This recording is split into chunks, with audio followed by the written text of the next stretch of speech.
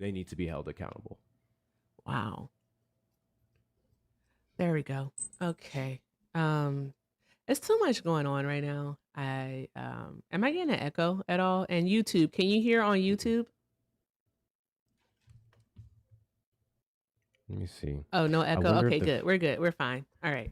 I have everything correct as it should be. I am yeah, here we go. Okay. All right. So that is insanity and this is something that they've already put into place. we talk about the additional screenings, No, or the screens where they're allowing people who basically have histories of oh assault and all that stuff. That's already in no, place. this yes, this has been the case for several years. Oh, It's just that the New York Times recently did an investigation and brought it to light. But yeah, wow. we've Holy had these rules shit. for some time. You know, Uber had internal meetings. Oh, I used sorry. to always make fun of like my cousin and my mom because I don't mind. I take a Uber. Like I will Uber quickly as heck, right? It doesn't matter to me. I don't it's not like living in fear or anything of that nature is what I would call it. It's just that I don't have the concern for some reason or another. That's I'm speaking for myself. This isn't judgment on anyone else. I want you to know I'm speaking for me. Okay. But holy smokes, the amount of danger I was in riding Uber alone. Oh, Hector, I just realized you have on a Santa hat. Participation. Thank you so, so very much. I appreciate you, friend. There we go. Ho, ho, ho. Can't Can we get wait a to ho, take ho, it off. ho, Oh my god. please? Ho ho ho, my niggas. There you go. There you go. Oh, I forgot. Bub- Bubba and I did Christmas this morning since he's going with his dad tomorrow. And I didn't even like go over the stuff that he got. So Hector, what other news story do you have so I can do a parenting thing? Uh, we also have the reports. I'm sure most of you are aware of it. I tagged everyone in the Discord when I saw it break. Student loans. Guys, starting January 7th, we could see a lot more people who are defaulting. Their wages can be garnished. Starting on the 7th of January, the Trump administration has directed those payments to start defaulting. We're not giving any grace periods, any more forgiveness. You will be penalized. It can start to reflect on your credit score, and they can go as far as to start garnishing your wages to pay back those student loans. We saw a lot of forgiveness by the Biden administration during the pandemic. They $5 billion extended it dollars worth. time and time and time again when inflation was at its highest, when the economy was recovering, and he kept it going even throughout 2024, Yep. even going as far as to forgive the student loans of about 5 million people so that you guys can have a 4 million. chance. 4 million? Got you. It was Uh, uh, 5 million people, about $4 billion in student loan forgiveness. oh, it's a lot more than 4 billion. How much was it? Was it 400? If I'm not mistaken, it's between 150 to 180. There we go. I'll double check that actually to be sure. But I always get the people and then Yeah. the money mixed up. Let's see, Biden. Let's double check before I Maybe carry I need to on. start being like super anal and like just start taking like massive notes on everything. It's a lot to keep up with. That's the thing. Ain't that the truth? So about 190 billion. There we go. I remember when I made a video about it, and at that point in time, it's somewhere back on my profile. It was Mm-hmm. 150 something. We got additional after that video was made, which again, W Biden Harris administration for that, for looking at Americans' plight and trying to make it a little bit easier. Mm-hmm. The Trump administration doesn't care They do at not all. care at all.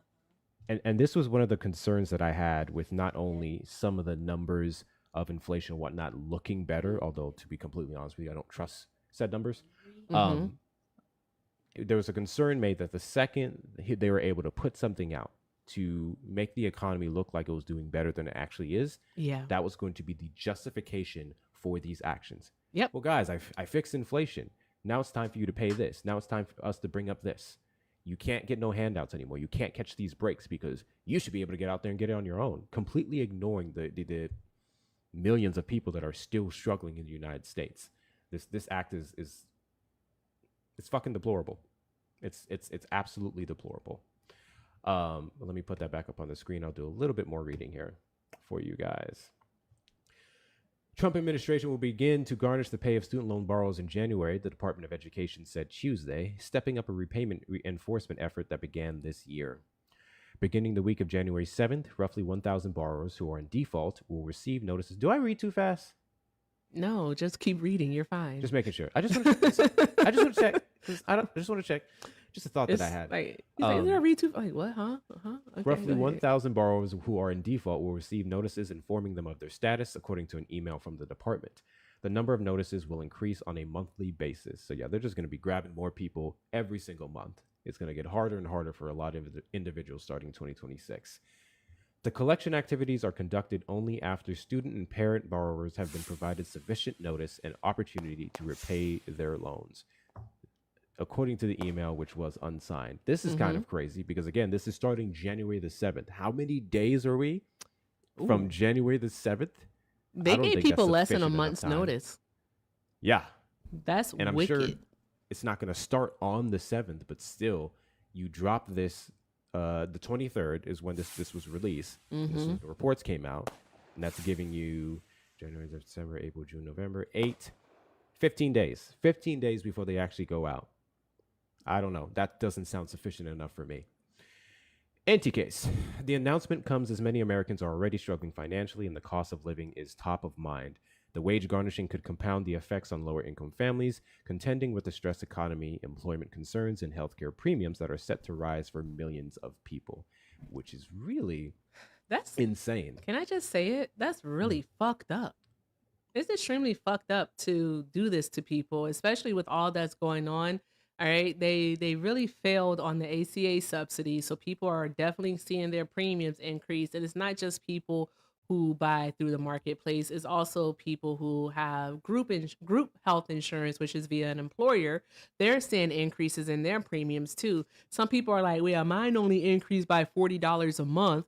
Bruh, do the math. $40 a month, all right? That's going to be $480 more a year that you're spending on your insurance. Okay, I want people to understand how these things actually, what is it? Compound, how they all compound. But you know how some people are. Oh, this is gonna be a lot. But I was reading. Hector has an amazing Discord, guys. Like seriously, one of his members in the Discord did note that there are some ways that you may be able to get out of it, like if it's going to prove a financial hardship for you. Hector, do you recall who they said to contact if it's going to be a financial hardship? I am pulling it up right now because that was really helpful, and there's a lot of people are going to need to access that information. Yeah, a lot. I'm going to flex on my goddamn self. W's to my Discord, and not just because it's me, but the amazing people in there that relay this information. And it was Ange. Thank you so much, Ange, if you're here. Hi, Ange.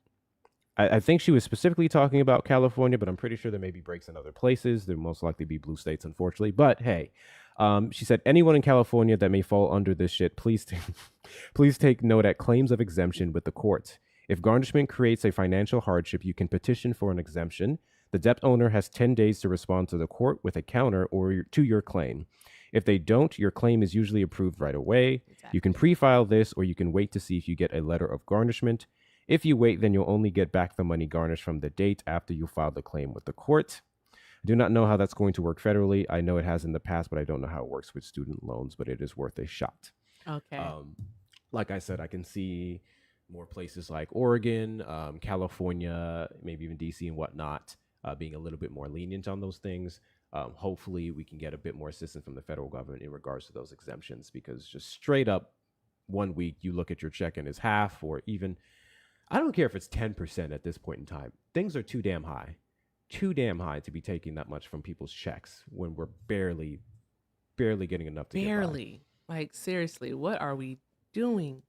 That's not okay. I am convinced that this administration wants people in the poorhouse. Like, literally, they want people in the poorhouse. This is literally what they want. Nothing more than for these folks for everyone to be poor. It's about control. It is. Seriously. It's about control. I fully agree with you, Hector. the more, which is stupid to me because they love capitalism so much, and Mm-hmm. capitalism runs when people have extra money to put into said capitalism. Yeah. But when in regards to the control part, they want more laborers, especially coupled with the fact that they want to deport everybody, right? Mm-hmm. Um, that's going to leave open spaces for Americans to take some of the jobs that many of us have maybe had the flexibility not to work, or even some of us are trying to do the self-employment route, such as myself. it's Mm-hmm. it's all in an attempt to get you back under the thumb of corporations, coupled with the tax cuts and everything else. We know what this is about. We know exactly who this serves. Exactly. That's exactly it. And I think that is the scary part about all of this, is because like once this is, bro, like seriously, oh god, how can I put this?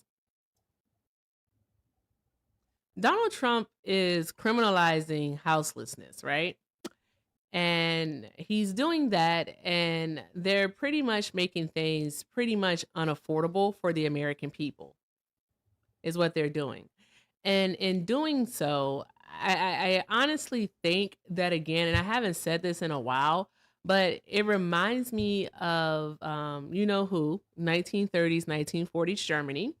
And what a lot of people may not know is that with Germany, what the Nazis' plan was, because they never actually like fleshed it out. I guess they never thought that they would have to, right? But their plan was to basically have a clear demarcation between the working class, and I'm just gonna have to say it, the lower class and the wealthy class, right?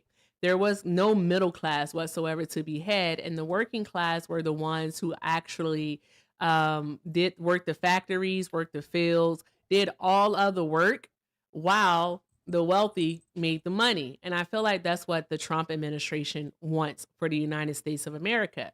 And to be honest, this might be a bit of a tangent. I don't think that Trump is truly going to try to run for a third term. He's old. I'm not gonna hold you. The man is damn near dead. Okay, he's not gonna make it a third term. But I do think that he wants one of his sons to run, or another sycophant to run, is what he wants. So either JD Vance or Eric. It can't be Don. Don Jr. can't do it. He has a coke habit. He's not gonna make it. But that's what he wants. And then we go 2 terms of Don, we maybe, or JD, and then we just do the inverse. We get either JD or Don, 2 terms until it's finally Barron's turn. Once it's Barron's turn, then we'll have Barron. That's just that's my thoughts, my opinions. Only you don't have to agree with them. It's okay if you don't. But yeah, that's my thought.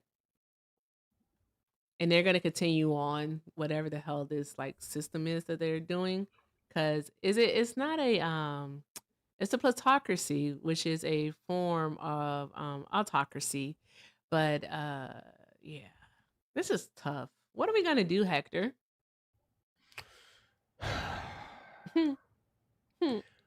I think, Uh-huh. well, actually, let me What? watch how I word this because I do not want anyone to hear what I'm saying and take it as an excuse not to get their ass on the phones and in the streets. Oh, But please do. I think, in large part, this goes into the big news of the week. Um, we may not have to do as much. In fact, I think the administration and many supporters are kind of collapsing on themselves Mhm. in light of the recent releases. Now, I will say this. I have not personally reviewed a lot of the new drops that took place. What was it? Yesterday Uh-huh. or the day before, in regards to Mr. Island Man. I personally have not Did you reviewed call it that man myself. Mr. Island Man? Sure did. Okay. Sure did. Got you. In fact, that's a little too polite, actually, Mr. fucking pedal creep. I haven't reviewed it myself, Mhm. but based off what I've seen from my friendlies and everything on this app, there was apparently some huge drop in regards to a letter that Yes. Epstein wrote. I have not read it myself. I don't know all what it says, but apparently it was supposed to be very damning. And I've been Yeah. seeing MAGA and Republicans alike, because I do separate them, but MAGA and Republicans alike looking and going, I'm It's done. bad. It's not a good letter. It's really bad though. Like seriously, I'm not even gonna hold you. I want to pull it up. Let's see if we can pull it up here. Because that's a great segue into this one here. Whew, it's bad. It was a letter to is it Nygaard? Larry Nygaard, I believe. And Nygaard is the guy who used to own, I think, American Eagle, and he was like the clothing guy, and he's also a pedo. I'm not calling them ped. They're not pedophiles. They're child molesters, is what they are. I'm just gonna be honest. That's what they are. 6,000%. Yeah. While Erica Peter Nygaard is his name. There we go. Peter Nygaard. I gotta remember. Wasn't there? Who's the Larry guy? What's his last name? Larry Nasser or something. Nasser. Okay. Yeah. Thank you, King. I saw that down there. Before Erica goes on, we're gonna do a quick little PSA. Appreciate everyone for supporting the show. Oh, it was to Larry then. Okay. It was to Larry. The other guy. See, this is just so much. Jesus Christ. That literally. That's Holy smokes! Did you read about this? Did you know? I'm gonna pull this up from the Hill. The FBI is saying that the letter to Larry Nasser is a fake. I've heard that. I just didn't confirm it specifically. I'm gonna pull up this article from the Hill if they stop giving me all these ads. Of course, Cash Baduki would say it's a fucking fake. Oh my gosh. That's insane. Wow. The letter was released by the House Oversight Democrats, right? No, this was a part of the DOJ release. The DOJ's releasing fake information? Yeah, this was a part of the DOJ release. This is not a part of that. This is a DOJ release right here. My God, Why? today. How does this help their credibility? It does not. They suck. They suck. Okay, all right. So let's see here. Okay. I really want a picture of this letter, though. Okay, here's the letter, guys. Here is the letter. All right, if you expect me to be able to read it without my glasses, then you expect me to be able to read it. Ooh, Erica, I'm going to have to lean in. I have an idea. What? And this isn't exactly my idea. I overheard it in Monica's live earlier, and I think it would be a great thing for all of us to do. I'm going to do it. So, in light of the files, the releases, and the entire pages that are being redacted, I've seen several creators, and I want to join in, start to redact their profile pictures. They will redact parts of their profile pictures, their eyes, their mouth. They have words on it. They'll just redact it. So I think it would be really, really interesting, and I'm going to do it if we saw many creators do the same. I want to blast this shit everywhere. I want everyone, everywhere they go, to take a look at what this administration is doing in one way or another. And I think that's a great way to stay on their necks. Thicky did it, yes, because he has the soup for my family can, and he has some of the words on his can redacted. And I think that's one hell of a way to continue to bring awareness to this issue. I'm so sorry. I ain't even going to hold you. I kind of missed that. What are we redacting? Anything. So, like my profile picture, I have the American flag behind me. I'm going to redact, like, I don't know, it can be my eyes, my mouth. I can redact the stars on the flag. I'm just going to put redact bars on my profile picture. And other people may have other creative ways they can do it. Just redact something. I want everywhere people go and everything they see, I want them to be reminded of what this administration is doing. That makes sense. Okay, that's fine. Maybe I can do that on an alt when I do MAGA hunting. We'll see what happens. Okay, back to the news. All right. So this is the letter here. And the thing that the reason why they're claiming that it's fake is because of the simple fact that at the end it says our president also shares our love of young nubile, and supposedly it's supposed to say girls, but yeah, young nubile. So there's that. Yeah. Yeah, that's concerning. That is very, very concerning. And I want to be able to read this out here, but now they're saying that it's fake. Do you believe that is fake, Hector? I think if it was fake, they wouldn't have released it. or they Fair. would have released it with the message saying that this is fake, but it was, pulled into the evidence during this whole entire ordeal. I, I, I don't see how it serves the DOJ or anyone else to put out fake information, and it would be one hell of a show of their mediocrity to do so, and then hours later pull out this fake card. It's bullshit. I'm sorry, it's bullshit. I don't fucking believe it. Why did they put it out? Remember but also another thing though is remember there I think it started on 4chan. They did also have a video um that was supposedly of Epstein's unaliving himself. And remember that video did turn out to be fake. So I like to stay pragmatic and see these things from both sides, if that makes sense.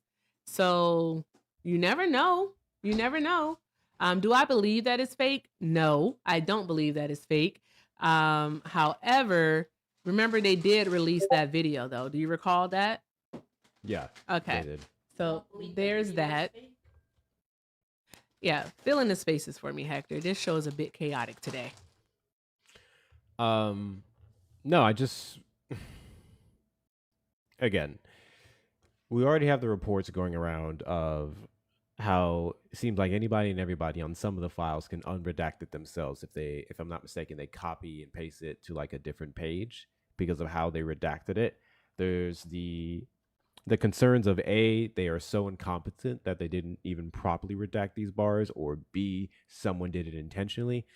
Me personally, and I don't mean to be a conspiracy theorist, at the end of the day, everything that we push on this platform is going to be factually what's there, what's available, what's correct, and then there's going to be personal opinion. So I'm going to separate this from the fact and say this is my personal opinion. I think people did that shit on purpose. I do not believe for a second that every single person in our government is a MAGA shill. I do not believe for a second that everyone is just down for the cause and okay with what Trump is doing, especially with all these different departments. It would not surprise me in the slightest if someone, upon redacting those files, intentionally did it that way to get the truth out of fear for their job, or better yet, let's be real, their lives. So that is my personal opinion. And based off the information that we have been on redacting, it's been some very interesting stuff. Even with what was put out, there was that one page. It was a 16-page document. I do not remember the name of the file, but I remember it was 16 pages, and it was talking about a woman describing how Donald Trump, trigger warning, he liked to, for this example, we're going to reference a melon as a baby bottle, and the baby bottle has the tip.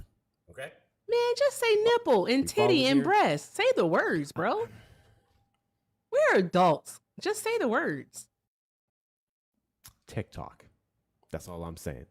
I don't know if This is for news purposes. Bro liked to make them sore, okay? And you saw the red marks and the soreness when he was done with some people. I believe one of them that she described how uncomfortable she was. She mentioned another individual getting information out to that one reporter who, for some reason, has been awfully quiet about this shit since. And that was not redacted. It was just out there. They released it that way. You didn't have to do the extra shit to show it. And I thought that was super duper interesting. I don't think everyone properly redacted or even cared to redact everything that he wanted redacted. And then the differences between what was available and then what was shown, I think, is really, really telling of that. Extremely telling of that. And then the statement that Bill Clinton made, or his advisor made, going basically, put it out there. Put it out there. Yep. Again, I'm not a Clinton fan or by any means. I don't think the average leftist is. I'm so tired of them bringing that up. But I think that really made him go, shit. This is all on Republicans, guys. All on Republicans. All on them. Literally. Like, and then it's just so, I'm tired of the incompetency. Like, the cover up isn't covering the way it's supposed to. It's not. It's just simply not. It's not. And Bill Clinton is like, do what you got to do. Come after me. He knows he didn't do anything wrong. And the thing is that Trump over here, though, is really acting like a guilty person. He's seriously acting as if he did something wrong and he's trying to cover it up. Because, again, I'm going to say this until people finally get it. They have been working on these redactions since March, guys, since March. I want everyone to know that since March.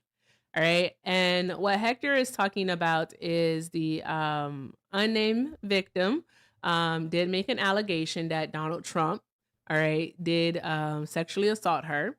And here we have it. This is from Time magazine, in which we're reading from. So let's go over it. Let's see here. Okay. So this is from a FBI case file dated October 2020. Okay. And the document does not identify the source of the allegations.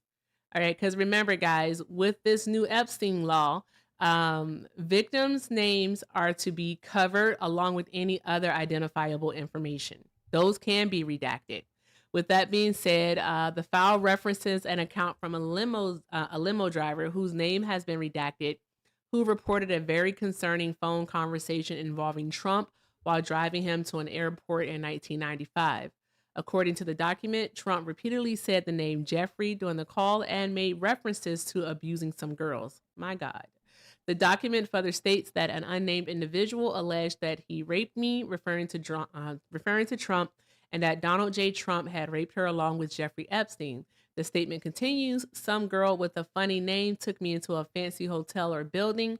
That's how it happened. Friggin' yikes. Absolutely yikes. Yeah. Shit is bad, y'all. Yeah, it is. And you know what? What's bothersome to me about it all is that there's no line for Trump supporters. Absolutely no line. Their first line that they claimed was that, in regards to this matter here, was that, you know what, he didn't release the file, so I can't support him anymore. Yet, 7 months later, since like May, they're still supporting him, right? Okay. Yeah. And then also another thing is they drew the line. Okay, they said, well, if he's listed in the Epstein files, then you know what? I won't support him. Well, what do we have here? Trump is listed in the Epstein files, and guess what you all are still doing? Supporting him. All right, there is no line for you people who are in the sunken place, and you're never going to be able to crawl out of it. You're not. You're absolutely not. And it's all because you have absolutely no natural affection for other human beings. You don't feel empathy. I don't even think that you feel apathy. You're indifferent to it all. Because if you had apathy, that means that you would have to have a care. You'd be like, you know what? I don't care about it. No, you're literally just indifferent. It doesn't bother you either way. And that's scary, in my opinion. That's scary. And to think that we have a person in the White House who could have committed sexual crimes against children, against teens. Like, you're okay with that? I'm not okay with that. I wouldn't want someone accused. I don't care. I don't want someone accused of or has a history of being accused on multiple different occasions by multiple different people being a sexual harasser, a rapist. I don't want that person teaching my child. I don't want that person coaching my kid. I don't want that person friggin' darn working with me. I'm not even gonna hold you. I don't want them working with me. I sure as hell don't want them running the most powerful nation in the entire world. I don't want that. That doesn't make any sense whatsoever. And you all are absolutely okay with that. That says a lot about you. And I want to talk to a psychiatrist to figure out what the fuck is wrong with y'all. What is wrong? Heck, what's wrong with these people? If I'm not mistaken, the recent releases that we've had hasn't been that much more than the previous drops. So we're talking 20-30% maybe more, and that's still a reach because the majority of it's the same. You are way off. You're 10 times off. They've only released about 2% of what they have. 2% of what they have. It's like over over 300 gigabytes of information, and they've only released like 2% of that. Oh, Jesus Christ. Yeah. So 2%. Yeah. 2%. Why within 30 days that they were given, and they sure waited to the last day to do it. And we already had previous files released with those same redactions. In fact, in some cases, they redacted it more this time around for some reason, as we know, with the picture that was taken out and put back in. Why did you need 30 days to redact 2% more, and then you're still saying it's not all of that, and we're going to release more in the coming weeks? I don't know what it's going to take for you people to get the fucking picture. And for every single person screaming and crying that Democrats are in it too, blah, blah, blah, this and that. Okay, fun fact. This is a Republican administration. This is a MAGA administration that is overseeing the release of this files. And with every redact that Trump asked them to do, he's protecting those Democrats. I don't want to hear shit about Clinton, this and that. Your president is protecting Clinton. Now what? That part. Clinton isn't in the Oval Office. Clinton isn't directing Kash Patel and Pam Bondi. It's Trump. Exactly. So say what you will about him, because I don't give a fuck about him, and I don't give a fuck about his statement. I still think he's guilty. In fact, I would go as far as to say he made that statement because he knows damn well Trump's not going to release it. Boom. That's my personal opinion. With that being said, I don't care how much y'all want to cry about Clinton. Clinton isn't the one protecting himself right now. It's Trump. And that's the thing. Trump knows for a fact that if he releases the information that paints Clinton in a bad light, like not just these pictures don't do anything except for what they did for Trump and just show that, okay, they used to be friends. But if he releases anything that actually has Clinton doing anything, harmful, violent towards a child, then he's going to have to do the same for himself. So you're absolutely right. I like your take on that. Clinton is protected by Trump because Trump is protecting himself. So there's that. You want to talk about more administration news? Because there's more. Did you hear JD Vance? When it comes to that Triple K rally that took place this past weekend, I've been seeing nitbits everywhere. We talked about it, obviously, in regards to Nicki Minaj West.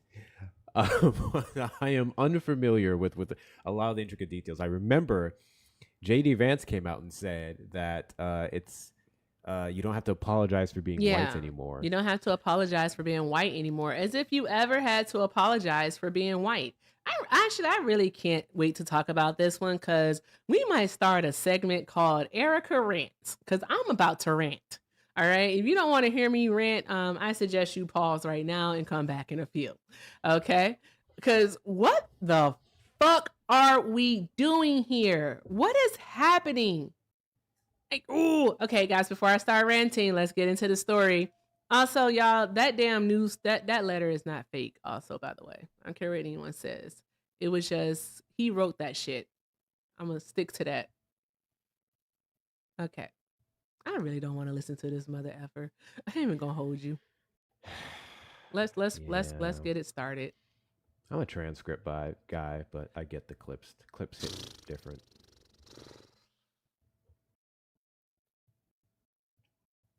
Did we ever talk about that move that his administration made when it comes to ASL interpreters, where he was limiting that because he believed that they were not properly interpreting his words? I'll find it. You gotta be kidding me, right? I know you're not kidding me, but you gotta be kidding me, right? I'll find it. Okay. How did we get here? If you weren't because you all are racist. If you were still pulling up something, I have it here. Or are you ready? And you really, really hate black women. That's how we got here. Yeah, I saw that. We wasn't supposed to be here. I saw Minaj West deleted her entire Instagram. But white people just hysterical. did the right thing. What? Huh? I was singing. You are tuning out. The fuck out. Seriously. Seriously, as everyone always says, it was an open book test.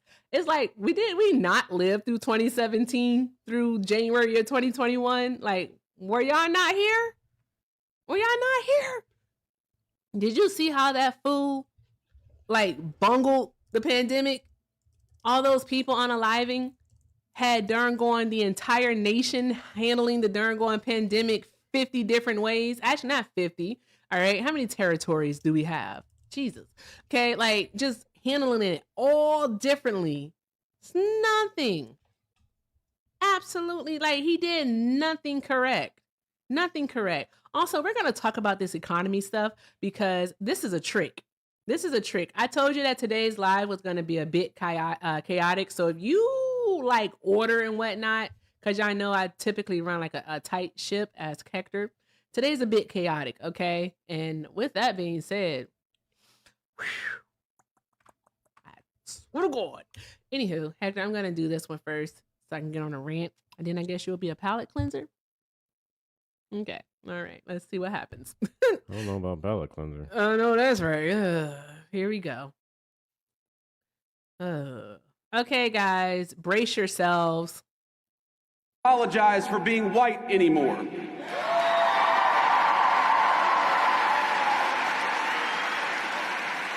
And if you're an Asian, you don't have to talk around your skin color when you're applying for college because we judge people based on who they are, not on ethnicity and things they can't control.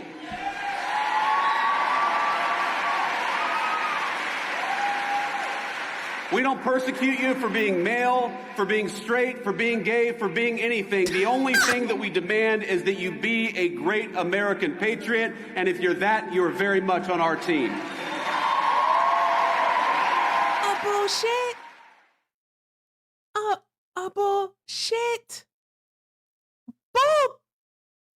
Bull cockamamie, man. It's bullshit. Okay, it's absolutely BS. Okay, is BS. Okay, so here's the thing, right? For some reason or another, all right, because we are simply asking a certain demographic of people, I'm gonna say it, white men, to act as, you know, functioning, empathetic human beings, okay? To just act like good people. Not even saying you have to be good, just act like you're good because we know how that is, all right? There's a difference between being and acting. So just just be a good human is all we're asking. And because of that, they feel attacked. They feel attacked. You're attacking my whiteness. You're attacking my whiteness. It's what they think, which is absolutely insanity to me. Guys, in the United States of America and even globally, okay, we live under a system of white supremacy where whiteness is considered the standard. Okay, it's the standard in all things that we do, unfortunately. Okay, prior to in the United States of America, of policies and laws such as affirmative action and DEIA, which is internal policies and procedures that companies can implement, that institutions can implement, that like schools can implement, like things like that. Because the DEIA is not law. That's diversity, equity, inclusion, and accessibility. That's not law, but affirmative action is law. Okay. Prior to that, they want to pretend that the United States operated on a merit system, which is BS. We know that. So are you telling me that prior to the Equal Employment Opportunity Act, all right, that only white people qualify for jobs?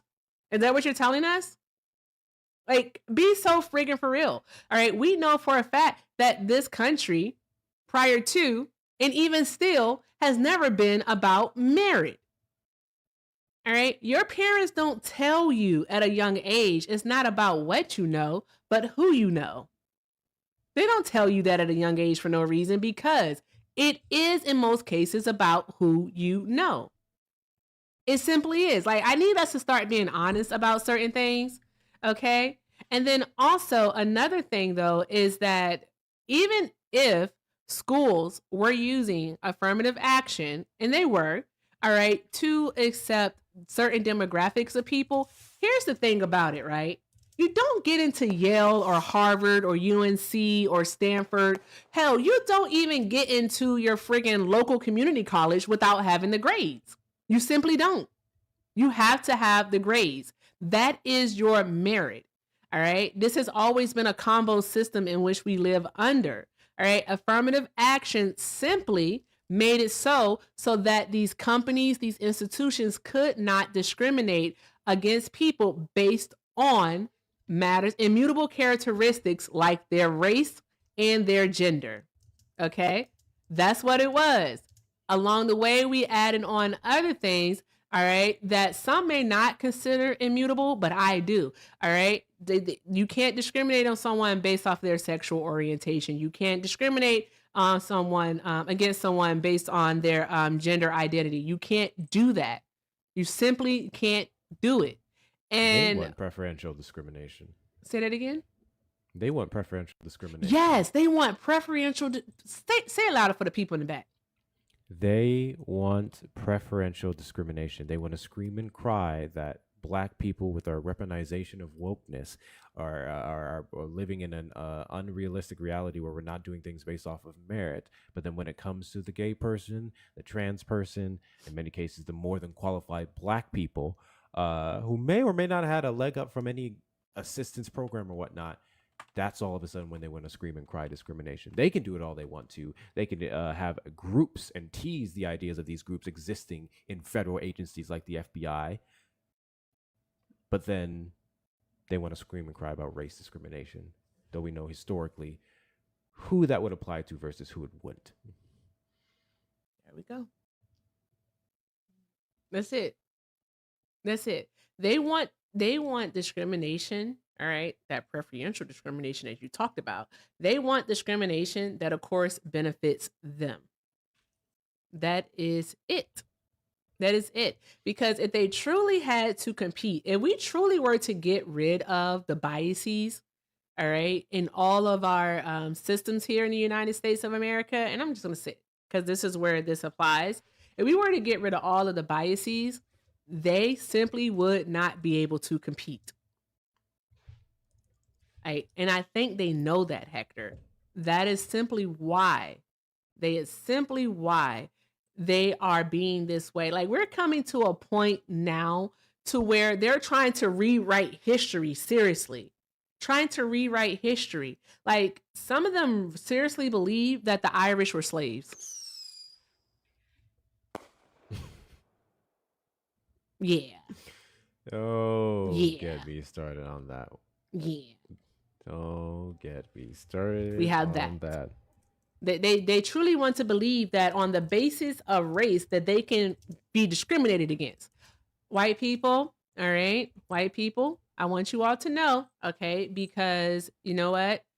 Here's the thing, all right? And I actually do not like saying this because I don't feel like I have to placate your feelings for anything, okay? I just want to let you know, all right? Black people know who's on a journey of deconstruction when we're talking to them. We know. We can tell. Okay? And we know who the races are. So there's that part. We know who the races are. Okay? No one is saying that they hate white people. I will say for me, I do not like racist white people. I don't like racist white people. And I want you all to understand that white people are simply the only ones that can be racist. And the reason why is because we're all living under a system in which you all created and continue to benefit from. All right. How can any marginalized person, especially those, okay, that are Black and of color, perpetuate racism onto you? Okay, there's that. All right. Race, okay, race was created to subjugate and oppress, all right, the marginalized. Racism, okay, is a perpetuation of this system. We can't be racist. I might be able to say something mean to you, but I can't be racist. The best example that I heard was from Adorna. All right. Adorna is absolutely amazing. And I heard her say this, and she basically said, okay, we know what misogyny is, right, Hector? I want to make sure I get this right. We know what misogyny is. Okay. Some of us. Yeah, some of us know what misogyny is. Okay.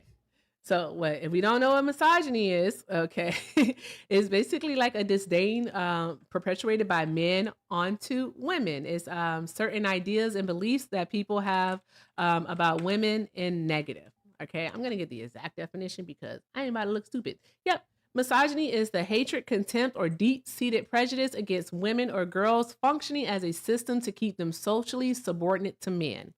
Boom. It's the patriarchy, y'all. It's the patriarchy.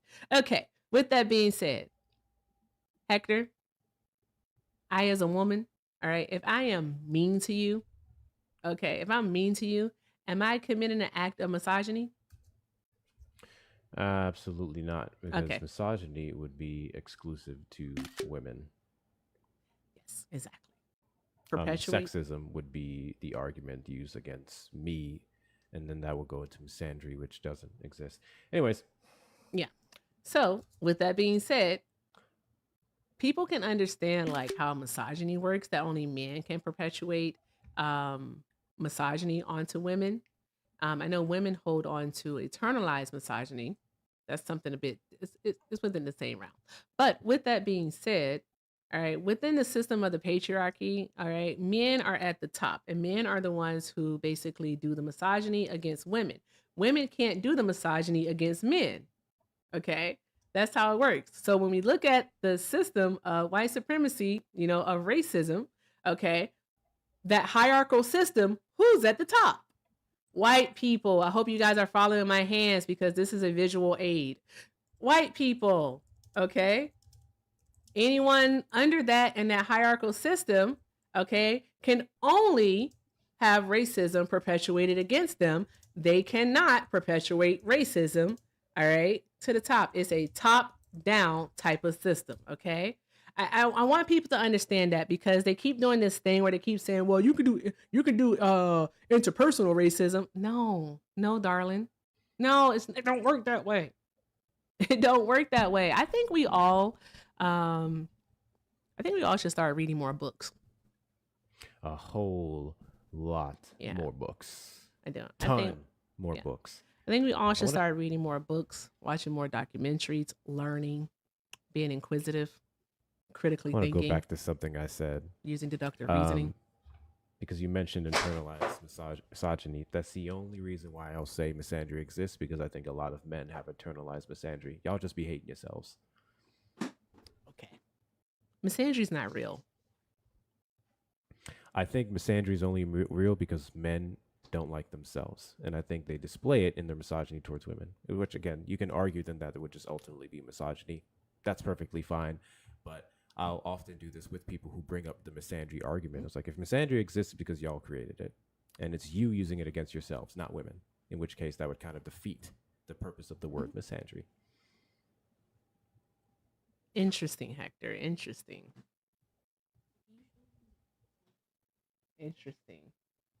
Okay, I guess we'll do a commercial break. All right. Bubba really wants you all to see his dinosaur that he got. This is his dinosaur. Remember that dinosaur I was telling you about, Hector? The one that's like, yeah, this is the dinosaur. Hey, let me show you something. What's it called, Bubba? Here is an interesting photo illusion. He's putting it in the camera. Okay, gotcha, Bubba. What's it called, Bubba? Gorgosaurus? A Gorgosaurus. No, Gorgosaurus. Gorgosaurus. Did I say it right? Type it in. No. Can I please? No, you just want to spell it. Go. Let me just do it, please. Okay, go ahead.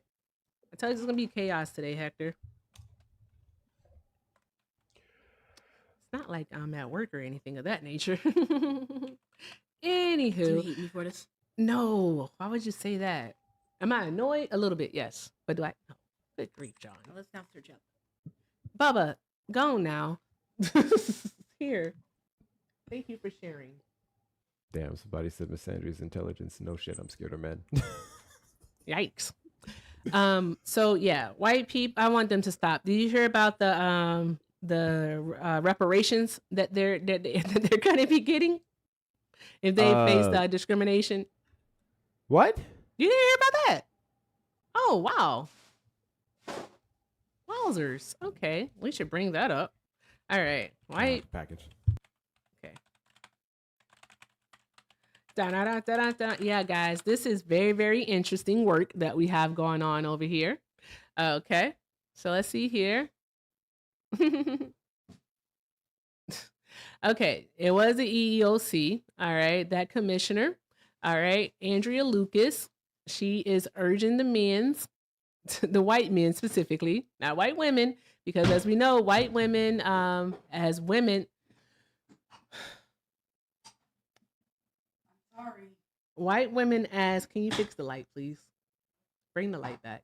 Thank you. Appreciate you.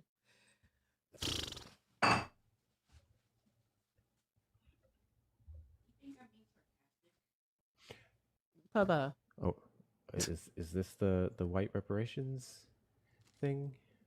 Huh? Yeah, Is this no, the it's not. This isn't the white reparations thing. I'm bringing it up. I have to, there we go. Yeah, so this is the white reparations thing. She's basically saying that white men who have experienced discrimination at work, all right, based on your race or sex, you may have a claim to recover money under federal civil rights law. Okay, we're gonna read through the article, but I want to say something, guys. All right, I want you all to know, okay, they might as well go ahead and put in, if you are basically a white cisgender heterosexual male, because your sex is actually already, your sexual orientation is already protected. So there's that. There's seriously that. It's literally already protected. It really is. Protected. Hmm? The most protected. It is. It's already protected. So, yeah. I don't know what the fuck is happening here anymore. I don't know what's happening here anymore whatsoever. So this was published on the 19th, guys. All right. And so the head of the Equal Employment Opportunity Commission is encouraging white men to file a claim with the federal agency if they believe they have been discriminated against at work because of their race or sex. All right. EEOC Chair Andrea Lucas posted a straight to camera video on social media Wednesday asking, are you a white male who has experienced discrimination at work based on your race or sex? You may have a claim to recover money under federal civil rights laws. Contact the EEOC as soon as possible. Time limits are typically strict for filing a claim. Wait. I want to do something stupid funny. Will you entertain my stupid funniness? Oh, I'll try. I'm gonna find one of those. I want to find one of those commercials, like the commercial music that they play for like the pills. Those Medicare commercials. I want to play the song as you read it. I'm gonna find one that's not copyright. And I want you to read it over as I'm playing the song. Can you do that? Yeah, sure. Cool, great. Give me a second. I ain't shit. Give me a second. Okay, make sure it's not copyright.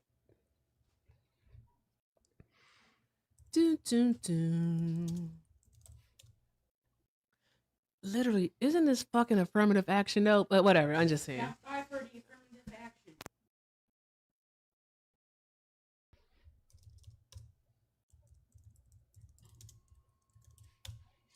I'm looking, bro. I'm gonna find it. I'm gonna find something. Background music for medical calls. Hold on. Let's see.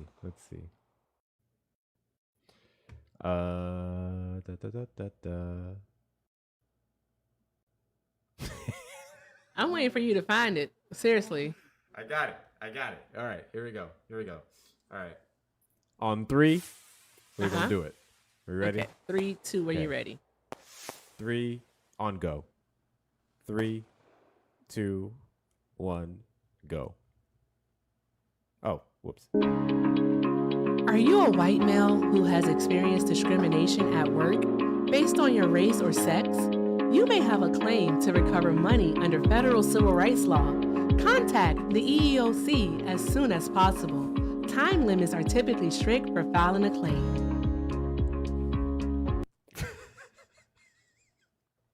Yep.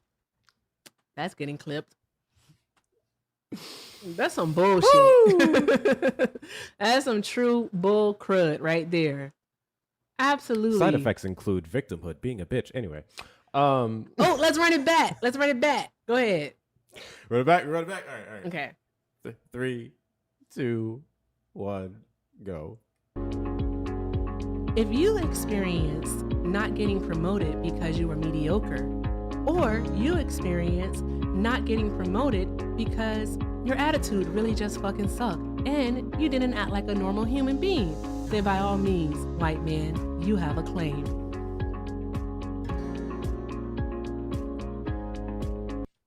And yeah. As I think of more, I want to add in victimhood some way, somehow in there. Right. Oh, I'm writing a script right now. I know, right? Go ahead. Add more. I'm clipping all this shit. Go ahead. Start it over. I'm writing a script right now. I'm doing a clean commercial. Because, bruh, we're going to be posting the same damn video. As soon as I get off this motherfucker, I'm about to be like, white man, are you a perpetual victim? Don't nobody take our idea either. Crazy. Yeah, they be taking our ideas. That's a whole nother conversation. Here.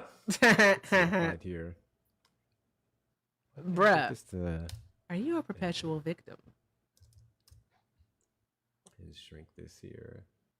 Did you party like a rock star this weekend? And on Monday, you couldn't go to work.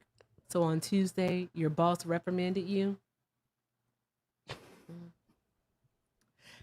Did the black coworker take you to HR for touching her hair without permission? And you thought, bruh, I just thought it was pretty.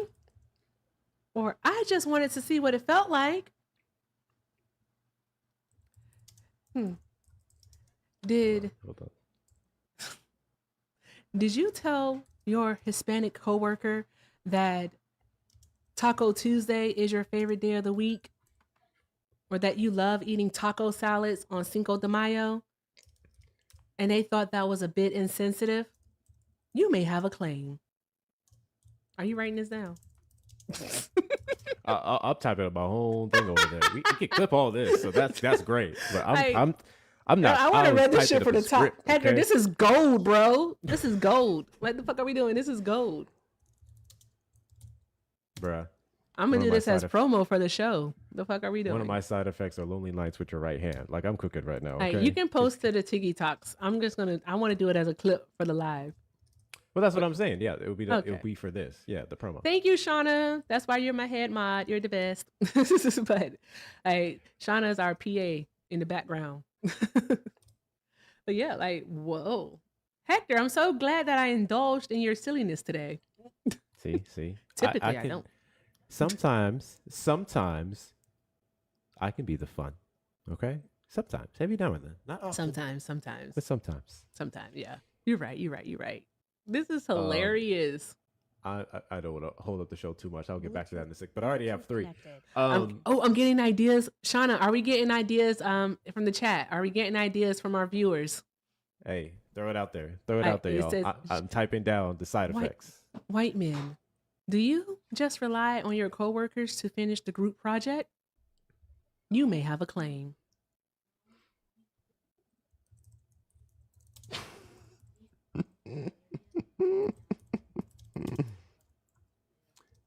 Let's see. All right, I have 4. Hey, I have 4 white so man, far. do you feel that safe spaces aren't needed, even though those they are needing safety from are you? You may have a claim. Be quiet. Let's see. Okay, so I did also find that story here for the ASL interpreter, so I'll quickly go over that because this was within the last week. The Trump administration is pushed. Oh, I can show y'all. Why do I always forget these things? Boop. Aha! What's this? The Trump administration is pushing back on a lawsuit seeking to ensure that sign language interpreters are included at White House events by suggesting that the accommodation is incompatible with the president's image. Is it because American he rambles like this and he talks about wells and windmills and then he talks about, the sun and looking at the sun, doing an eclipse and what are we doing? This man is dumb. Oh, I'm so sorry, y'all. My bad. I apologize. I hate Donald Trump. I do not like that person at all. At all. mandating American Sign Language interpreters at press briefings and other events, quote, would severely intrude on the president's prerogative to control the image he presents to the public, wrote attorneys from the U.S. Department of Justice. The argument, reported recently by Politico, was made in the June court filing in response to a lawsuit brought earlier this year by the National Association of the Deaf and Too Deaf Individuals. The organization suing alleging violations of Section 504 of the Rehabilitation Act and the First Amendment of the U.S. Constitution after it said that its repeated requests for ASL interpreters went unheeded. ASL interpreters were provided at all public briefings, press conferences, and related events by the president, vice president, and press secretary during the Biden administration. But that stopped abruptly when President Donald Trump took office in January, the National Association of the Deaf said. ASL is distinct from English, with its own grammar and structure, and closed captioning is inadequate for many ASL speakers, the group said. I didn't read that right. ASL is distinct from English, with its own grammar and structure, and closed captioning is inadequate for many ASL speakers, the group said. The Trump administration has argued that captioning and transcripts are sufficient. U.S. District Judge Amir H. Ali ordered the White House to provide a qualified ASL interpreter at all publicly announced press briefings conducted by Trump or White House Press Secretary Caroline Leavitt under a preliminary injunction issued in November. The judge's order, which is meant to provide preliminary relief while the case proceeds, does not go as far as the National Association of the Deaf wanted. The group also sought to have ASL interpreters at all press briefings and events conducted by the Vice President, First Lady, and Second Lady. So, those of you who don't know this, ASL interpreters don't throw their own words into the interpretations. That would be doing the complete opposite of what their job is and what they want to do. Their only job is to properly ascribe what is being said at these events. Exactly. By any administration, any person, regardless. They don't get to put in, this guy's a moron, when they're doing ASL. They don't do that. This guy's There's a been moron. no allegations of that. As much as I would love for them to do that, they're more respectable than me. I just want them So to be this like is- on the side, like signing, like, this motherfucker lying. Like, I don't know how to sign, guys, but I would love that. I would seriously love that. That would be fucking hilarious. I would. And I would say W to that person. And then Yes. when they started a GoFundMe to get money raised after they got fired, I hope it hits 1 million. I would donate 100 my damn self. Mhm. That would be goated, Mhm. okay?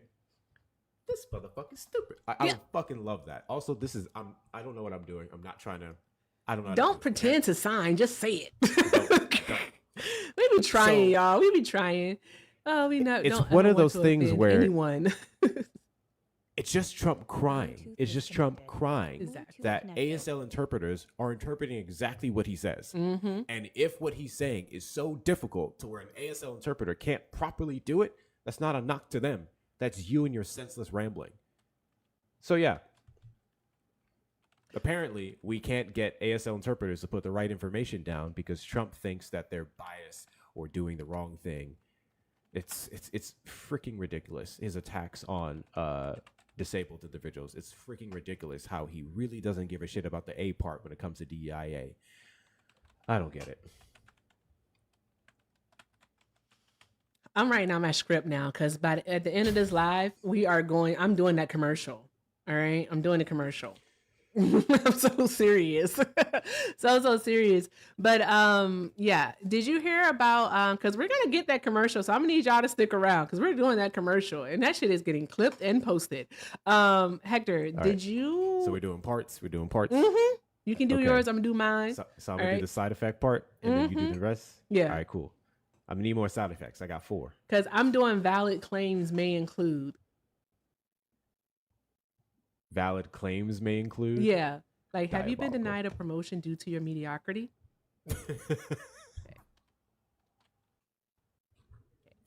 That's funny. Being taken to HR because you touched your coworker's hair without their permission. Let's see. I got another one. I'm not even gonna say it. Y'all gonna hear it at the end. We so messy. We so messy. Seriously. Okay, let's see here. All right, let's see here. Were you just joking? They love it. I was just joking. It's just a joke, bro. Just a joke. Were you just joking? Yeah. All right. Let's see here.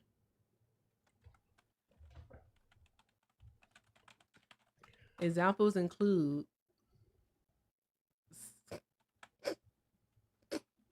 for the just joking one, I have to literally give examples though. Like example would include like, did you say, "What's up, my brother?"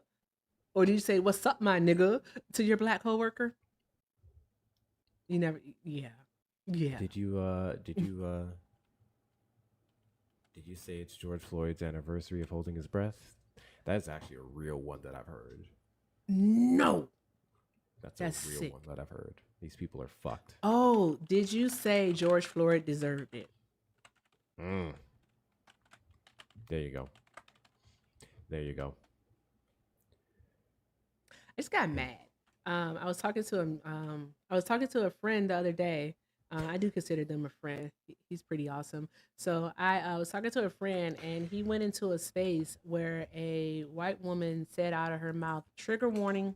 It's in regards to violence against children, physical violence towards children, and includes a child passing away. She said out of her mouth that Tamir Rice deserved it. Tamir Rice was 12 years old. 12 years old. He was playing in the park. He deserved to be unalived, killed by a police officer because he was a black kid playing in the park. Yep. He had a fake firearm. A toy gun is what he had. But the toy gun was missing the orange piece at the tip that they have at the barrel, at the end of the barrel that the toy ones have. A white man called the police and said that there's a guy with a gun at the park. He didn't say that the guy, was a kid. He didn't say that. He just said a guy was at the park playing with a gun. The police pulled up, and literally in less than 3 seconds, Tamir Rice was gone. He was dead. That's the thing also, guys. People don't seem to understand, and it's crazier that the incidence of this increasing the darker you are actually. Like our children aren't seen as kids. They're not seen as kids. He was 12 years old and he was seen as an adult.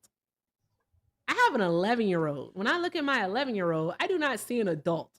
Like he has the chubby cheeks, the little cherub face. Like he is a freaking kid. And Tamir Rice, when I see pictures of him, because he passed in the same year that my baby was born, I can see my child. And I don't think that people understand that. Like, these are kids. And then white children can literally point actual firearms at police officers and survive. Tamir didn't even have an opportunity to react before he was shot and killed. Not even a chance to react. But when we talk about these things, Hector, they call us victims. To anyone who likes to make that argument, I would simply advise for you to look up, and there's several on the tubes and other platforms, collages of the difference between police encounters with the average black person versus the average white person. Yep. I'll never forget that one story where this man had a weapon. The cop was driving away. This white man was on the side of the truck with a hammer or mallet, hitting the officer. Not a single other officer around or even in the truck even drew their weapon. Wow. None of it. But we can't even get 10 seconds.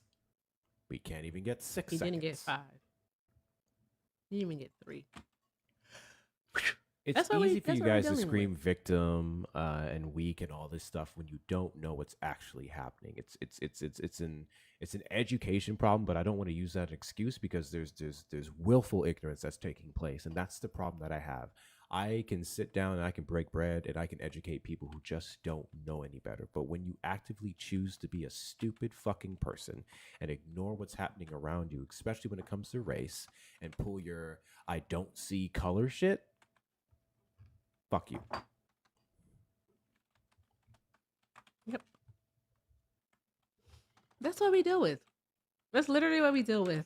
And it can be enraging. And what I try to tell people a lot is that I want to participate in the conversations that I see people having. It's just that I can't try to continue to prove my humanity to people who don't want to do anything but say, I saw this earlier today in another space, and I absolutely adored this creator. I They were speaking about racism, specifically about what JD Vance said over the weekend about white men, you no longer have to apologize, right? They were speaking about that, and another person was telling them about the racial disparities in home appraisals. That black people, our homes are appraised at lesser value than a white home. Seriously, when variables are accounted for, and the only difference is that a white person owns one home and a black person owns the other, the black home will be valued at a lesser amount. I believe it was 2020 who actually did an entire report on this, and I'm sure it's available on YouTube or on their app. Like, check it out. Do you know that this guy said that the white man in response to this said that, yeah, I hear you. I don't believe you about the home appraisals. You're not going to take just this one incident and say that this is happening. I'm sorry, what? Sir, this is a trend. This is a systemic issue that we have. Like, what are we doing? There are multiple reports about this throughout the years, and but that's what they say. Nuh-uh. Mm-mm. Yeah, no. Mm-mm. No. So yeah, that's what we're dealing with. That's what we deal with. That's literally what we deal with.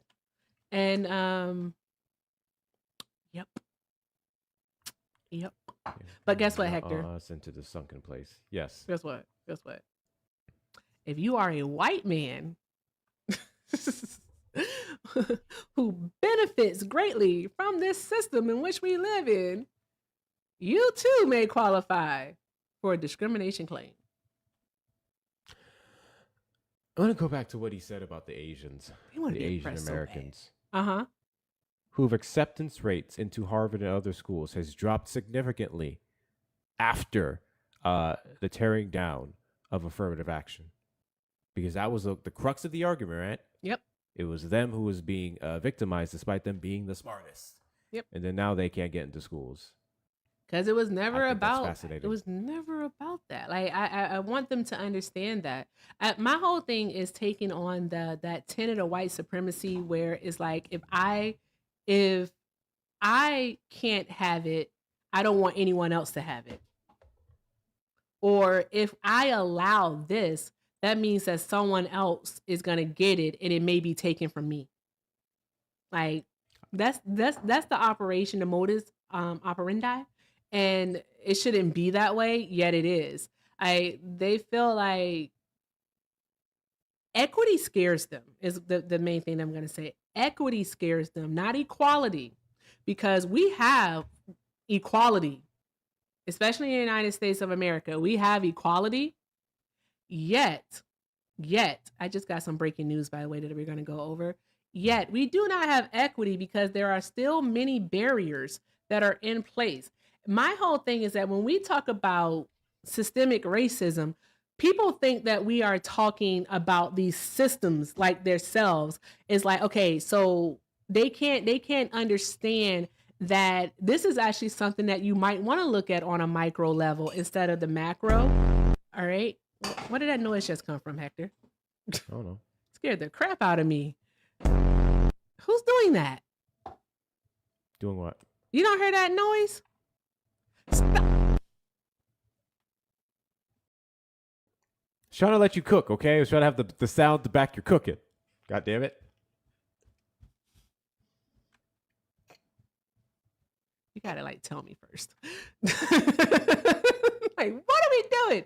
No, but listen, no, seriously. All right, they talk so much about interpersonal racism and how black people can be racist to white people because of interpersonal racism. But when we say that the real estate agent or the doctor or the loan officer or the boss or the HR person, just anyone, the appraiser, okay, the customer service rep that you had to talk to this morning, the receptionist, when we say that any of them could be racist, no, they're not. No, that's just a one-off. That's just a one-off. That's it. It's like, no, it's not. But yeah, that's what we are working with. But we just got some news, and we can go a little bit longer. Are you okay? Maybe 15 to 30 tops more minutes. Yeah, I'm good. It's the holiday. I feel like my lighting got it's straight from this up. to the other live, so it's good. Okay, bet. So here's the other part. We just got some breaking news, and I want to pull it up. It is in regards to the Epstein files.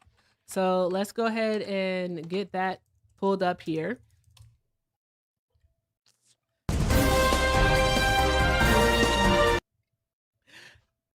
I'm with it, Hector. I am with it, friend. I am so with it. When I get this actual like physical soundboard in front of me, I'm gonna be wilding, bro. Yes, I'm actually with it.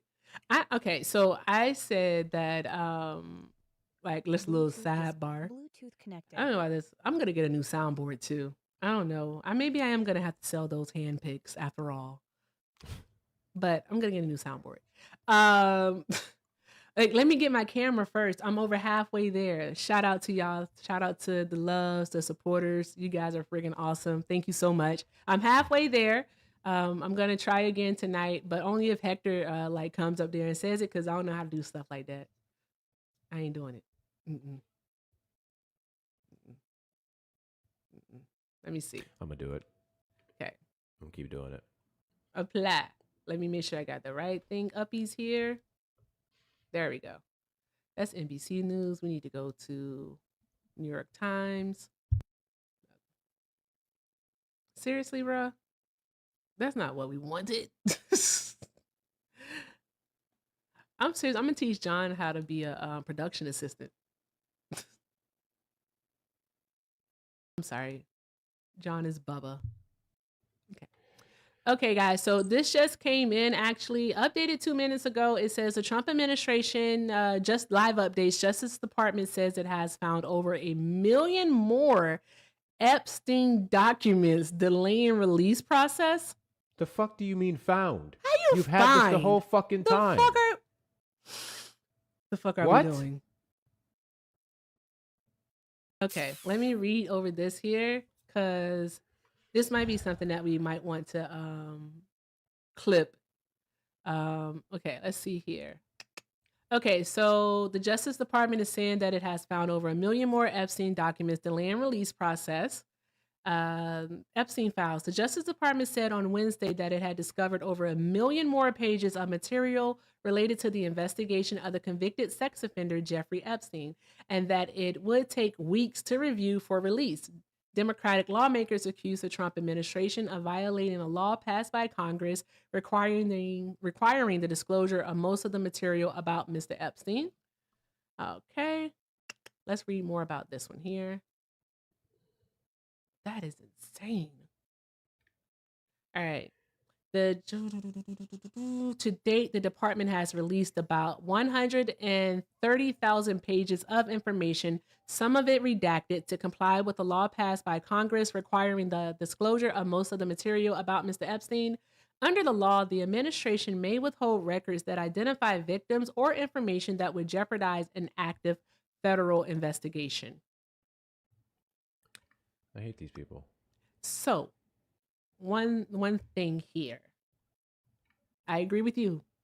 How are they just finding this when they've had them all along and they have been working on the redactions since March? The only thing, Hector, that this is telling me is that the redactions in which they were working on, all right, had nothing to do with the victim's information or anything of that nature. They literally were going through these documents, all right, to redact any instance of Donald Trump's name.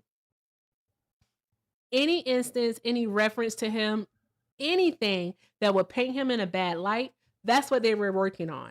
They only started working on redactions, actual redactions per this new law, all right, once the law was passed in November. That is why this has been so shoddy and just so ill rolled out. This is why we have whole pages being redacted. This is stupid. This makes no sense whatsoever. My goodness. Okay, let me see here. It says on Wednesday, the Justice Department said the FBI and the U.S. Attorney's Office in the Southern District of New York, which oversaw the investigations into Mr. Epstein and his longtime confidant, Ghislaine Maxwell, had informed the department that they have uncovered over 1 million more documents potentially related to the Jeffrey Epstein case. Yeah, we know they're supposed to be out by the 19th. Let's see here. It says, it's outrageous that the DOJ has illegally withheld over 1 million documents from the public. Representative Robert Garcia of California, the top Democrat on the House Oversight Committee, said in a statement. Senator Chuck Schumer, Democrat of New York and the minority leader, accused the Trump administration of hiding something. Justice delayed is justice denied, he said in a social media post. Release the files, follow the law. I agree. Says since late November, the department has assigned nearly 200 lawyers from the National Security Division to review the documents and remove any information about victims or anything that would compromise continuing investigations or national security. Hector, do you recall that in March, because you talked about this before, this is what made me look into it. In March, remember Kash Patel, after that bungled release of the binder of Epstein files that Bondi gave to those social media conservatives? Mm-hmm. And they were like, this is all stuff that we've already seen before, right? And Kash Patel basically got a bunch of FBI agents, like hundreds of FBI agents, along with the Freedom of Information Agency, to work together to actually start going through the files and doing redactions. So now we're being told, exactly, Trump's name. Now we're being told that they're assigning nearly 200 lawyers to go over this stuff. Where were the lawyers at previously? I don't understand. And essentially, yes, they were redactions, but specifically, it was of Trump's name, and it was to flag it. It was the flag. So the flag had to go down so they can find out what to redact. And it looks like they're going to need a lot more hands on deck to do it again. Jeez Louise. Finding 1 million more files that was already there the whole time. Only releasing 2% more information with the same redacts, if not some cases more, as if we haven't been doing this since, again, March. Like, they really think we're stupid. They do. And all I gotta say is Kamala would fucking never. Kamala Guys, would never. just... Hector. They spent almost $1 million in overtime pay for FBI agents and personnel to review the redacted documents. This started in March. Oh my God. Jeez Louise. Bruh. No way. Per the report. All right. Per the report here. Okay. Holy shit. $851,344 in overtime pay. And bro, I kid you not, it's called the Special Redaction Project or the Epstein Transparency Project.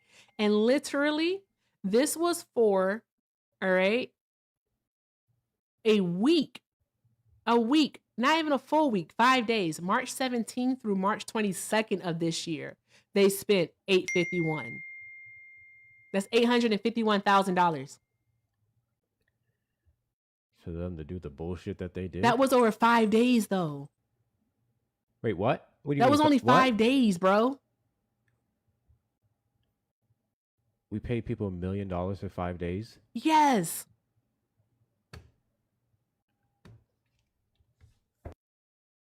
No freaking way. Oh, guys, I'm pulling it up. I am pulling it up.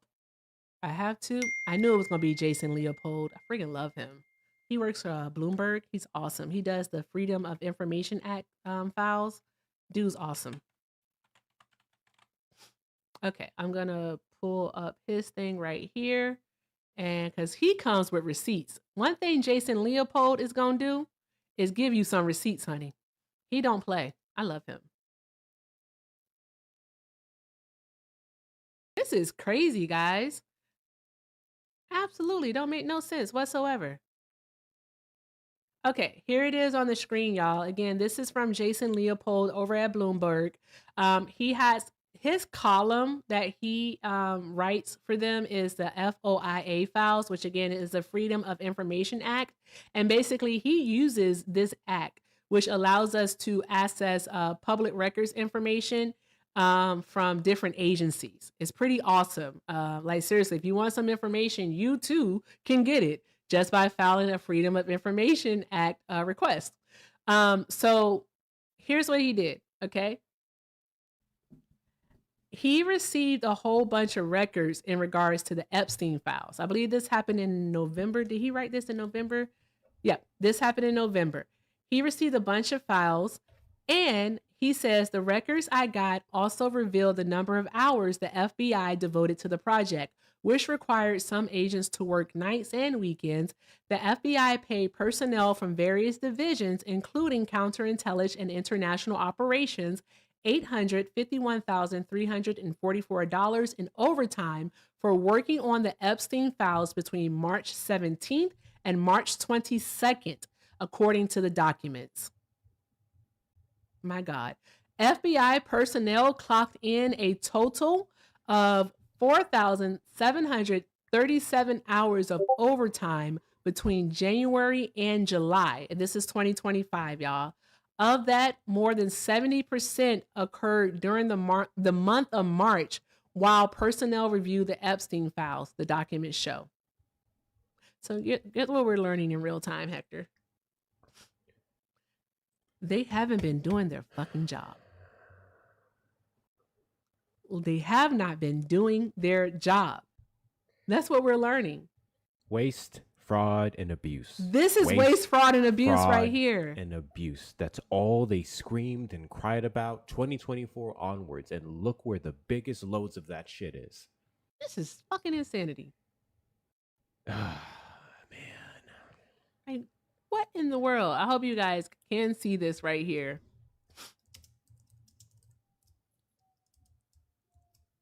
$412. Oh my gosh.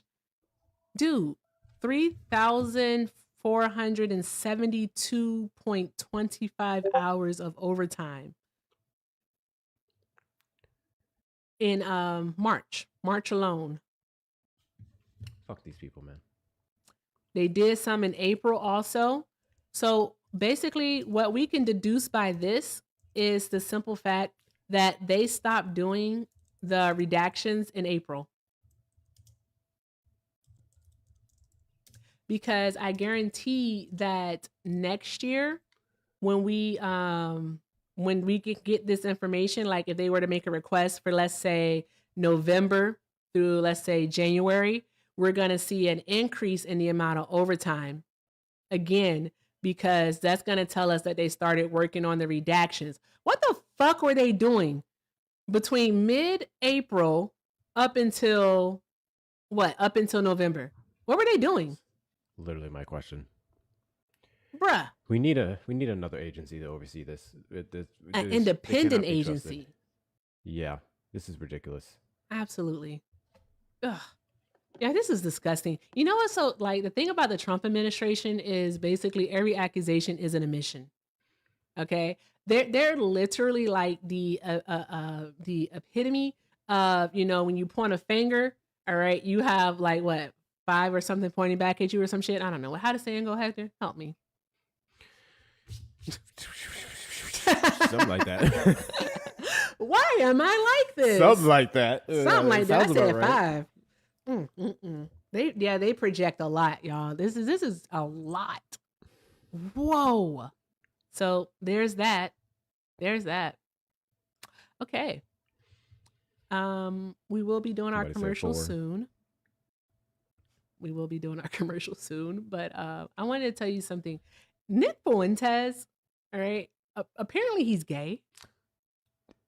Real quick, tell me why my heart skipped a beat when you said that. What, Nick When Fuentes? you said I want to tell you something. Oh, because I be on bullshit all the time. No, I thought you know in your shows you'd be like, I want to tell you something, and then you play your job song. Oh no, I wouldn't do that. I don't know why. you. I don't know why I did that. I know that. That's I don't know why. trained. I was like, damn, what I do? Yeah, I don't hate you. That would have been fucking funny though. Yeah, I don't hate you. It's just I hate the decisions that you make because those are the decisions. Watch my live to find out more. Now I got to do the impression. No, I don't. Y'all got to watch Erica's live if you want to see it. Is it the impression of Trump? No, Oh. Cat. Oh, I've never seen your Cat Williams impersonation. I want to see it. Not right now. I don't hate you. No, don't do it now. God damn it. I said don't do Okay, it fine. now. I said I want to see it like later. Okay, there you go. When you point a finger at someone else, 3 are pointing back at you. I was counting my fingers. I was like, but is it 5 or 3? I think it's 4. No, your thumb don't point at you. See, look, I'm pointing. You can make it point. It's pointing. I'm not double jointed. Anywho, Nick Fuentes, y'all. Nick Fuentes. I learned some stuff about him over the weekend. I ain't gonna hold y'all. I don't like to necessarily know about these disgusting people, all right? Because they're gross. Like, Nick Fuentes is an awfully gross, he's a person, okay? That's what he is. He's a person. With that being said, y'all, he said some fucked up stuff about Usha Vance over the weekend. Yeah, it was really fucked up. I don't feel necessarily bad for Usha Vance, but at the same time, I kind of do because she's already been super quiet after this man is basically going out on a nightly basis and blowing Erica Kirk's cheeks. Oh my God. Disrespecting her in public when it comes to her religion.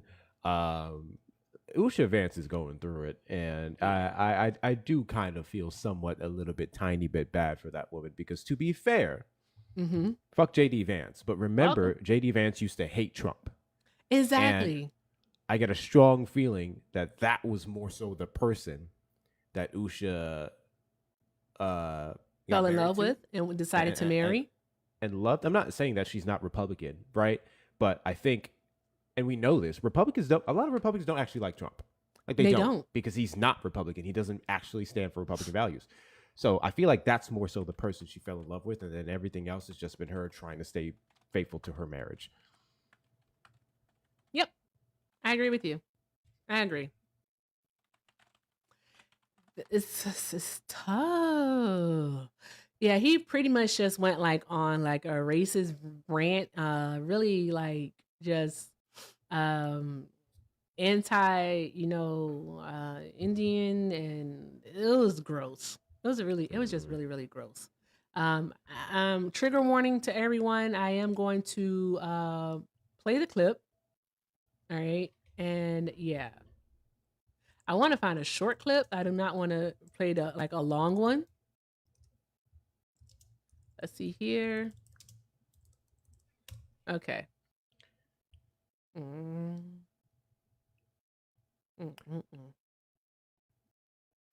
pulling up the. So I think we talked about it, but we never played the video. I'm pulling up the response from the Heritage Foundation president. Okay.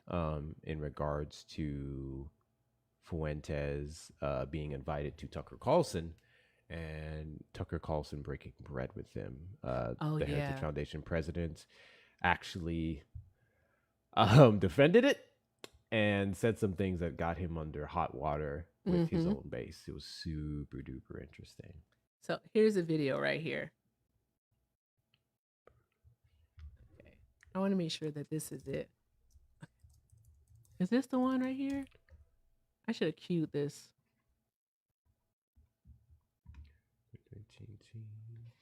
Let's see. An Indian wife, and a kid named Vivek. Hold All on. his I hate the way wife, that they do an that, Indian wife, because you can't replay and a it. kid named Vivek. All his kids have Indian names. So it's like, what exactly are we getting This here? isn't And the that's not a one. dig at him just because I'm That's not the one. This is something different. Give me 1 second. You can show yours about Kevin and see about that one. About Kevin. Yeah, that's the president of Oh. the Heritage Foundation. I didn't know his name. Got you. See, I'm so bad with some of these people's names. I can remember their first names. Their last names though are just not. They're fucking hard for me to remember. Okay, I'm pulling that up here. It's kind of an annoying thing for me. A lot of these clips are very hard to find sometimes on the fly because everybody wants to put their commentary and their covers on it instead of just the raw footage. But I do have it here. So those of you who don't know, Tucker Carlson had an interview with Nick Fuentes on his show where he spread it around a lot of crazy conspiracy theories, including about Israel. And obviously we know that there's legit criticism for the Bibi Netanyahu establishment. However, we know that the right also loves to lean into anti-Semitism, specifically demonizing Jews who advocate for the freedom of Palestine. Mm-hmm. But he had a little response because he defended it. So he put it out in a response video, and I'm going to play it now for you guys. Let me get that going. Here we go. I need to move it. There we go. I don't know why I always put it so low. Cool. Here's my sound. But today I want to be clear about one thing. Christians can critique the state of Israel without being anti-Semitic. And of course, anti-Semitism should be condemned. My loyalty as a Christian and as an American is to Christ first and to America always. Can we stop bullshitting Americans with the idea that Nick Fuentes is legitimately criticizing Israel? I will give that to Tucker Carlson. I'll give that to some degree, a very small degree, Candace Owens. Mm-hmm. But Nick Fuentes, come on. Yeah, not at all. When it serves the interests of the United States to cooperate with Israel and other allies, we should do so, with partnerships on security, intelligence, and technology. But when it doesn't, conservatives should feel no obligation to reflexively support any foreign government, no matter how loud the pressure becomes from the globalist class or from their mouthpieces in Washington. The Heritage Foundation didn't become the intellectual backbone of the conservative movement by canceling our own people or policing the consciences of Christians. And we won't start doing that now. We don't take direction from comments on X, though we are grateful for the robust free speech debate. We also don't take direction from members or donors, though we are inherently grateful for their support. And we're adding more every day. This is the robust debate we invite with our colleagues, our movement friends, our members, and the American public. We will always defend truth. We will always defend America, and we will always defend our friends against the slander of bad actors who serve someone else's agenda. That includes Tucker Carlson, who remains, and as I have said before, always will be a close friend of the Heritage Foundation. The venomous coalition attacking him are sowing division. I just want to point out that Tucker Carlson is being demonized by the right, not specifically because of Nick Fuentes, because he's not under their thumb at Fox News anymore. I don't know if you guys remember the infamous interview he did with Ted Cruz, where he cooked that man off of Israel. Actual legitimate criticisms of Israel, where the man couldn't even substantiate why we support them. He didn't even know anything about like religion, and he misquoted the Bible. It was crazy. Oh, wow. Tucker Carlson has had his own fair share, I'm not defending him, his own fair share of bullshit from the right because he's actually waking up to some things. But anyway. Their attempt to cancel him will fail. Most importantly, the American people expect us to be focusing on our political adversaries on the left, not attacking our friends on the right. I disagree with, and even abhor, things that Nick Fuentes says. But canceling him is not the answer either. When we disagree with a person's thoughts and opinions, we challenge those ideas in debate. And we have seen success in this approach as we continue to dismantle the vile ideas of the left. How does one challenge Jewish space lasers? What? Huh? How does one challenge Jewish space lasers? The hell are Jewish space lasers? I'm trying to tell you, This- I'm not, Hector, I'm not going to hold you. I don't want to know about these people. Anything that I learn about them is by happenstance. Seriously.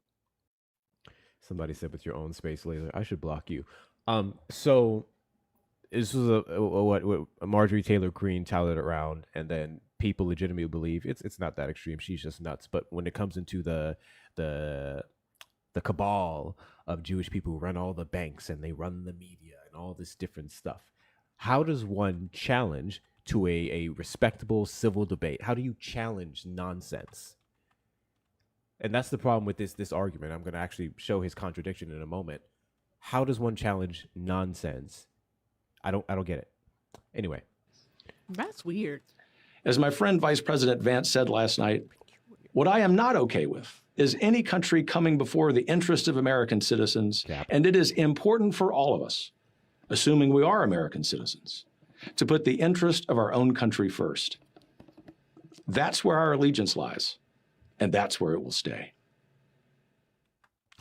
so quickly want to point out the contradiction in the bullshit that he said. Okay, this is the same group, the same party that spearheads and champions Charlie Kirk in his robust debates and challenging different ideas, right? That's what they loved about it. They said, we don't care how much hatred he's spreading. It was necessary, right? They don't even believe. They don't believe that it was harmful at all to go back and forth with these racist, xenophobic, homophobic, transphobic, all the phobes ideologies. And then what? First, I'm going. When it came to people on their own side who aren't saying what Trump wants them to say, when it came to people on their own side who are now challenging, why do we support Israel so much? Why is it that it seems like when it comes to all these bills and fundings and stuff that everyone on every side damn near doesn't challenge it, blah, blah, blah. When it comes to some of that, now we're going silence them. Because let's remember, Nick Fuentes was a prominent voice for Republicans, young Republicans specifically, for some time. And he started to go off the deep end. And I wouldn't even say that was necessarily the issue that Republicans started having with him. It was more so when he criticized Trump. We remember the video from a couple months ago. Fuck Trump. He's this, he's that. Notice how, and again, I'm not defending the crazy fuck. Notice how things drastically changed from there. They entertained him for as long as he was pushing forward what Trump wanted. Exactly. And this is why we say you guys are in a cult, because it's all about Trump. I need to make a video on this, and I'm glad I thought about this now, because let me put it down in my notes. I've been paying close attention to ads for midterms for next year, from the local level all the way up, right? And it's killing me how on the Democratic TV? side, no, it's they're literally on like my Tube account, the one I don't have the ad-free version. I'll get those ads. I do have a CBS Austin local network I watch for local stuff, and it'll push some of those ads as well. But these candidates on the Republican side are running off of pro-Trump. I kid you not. Look at the average ad. There's like, let's just say Jim Barnes. I'm just making up names at this point. Jim Barnes, a pro-Trump conservative who stood with him when the demon left. Like, that's literally their ads. That's the basis of their ads, on top of immigration, and then they'll say men and women's sports. That's the crux of their ads. Democrats are running off of healthcare, affordability, civil rights. They're just going, this guy supports Trump.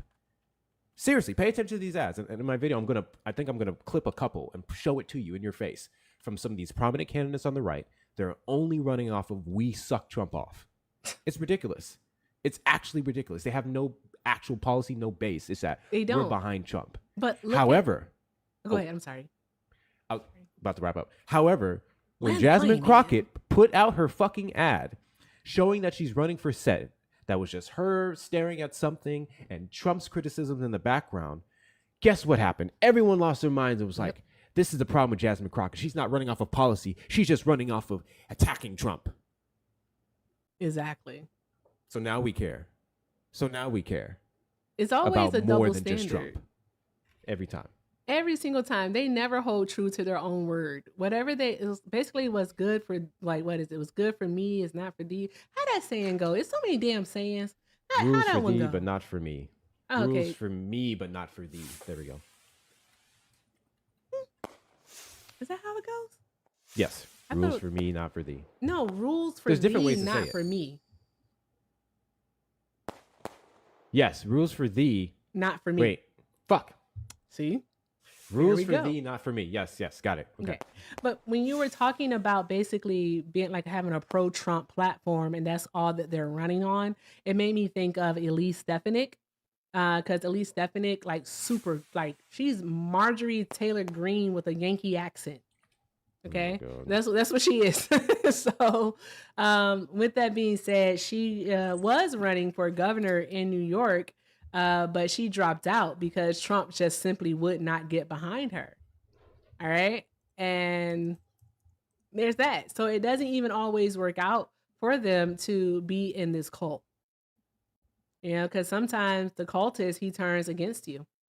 So there's that. Well, the cult leader turns against you. So I don't know.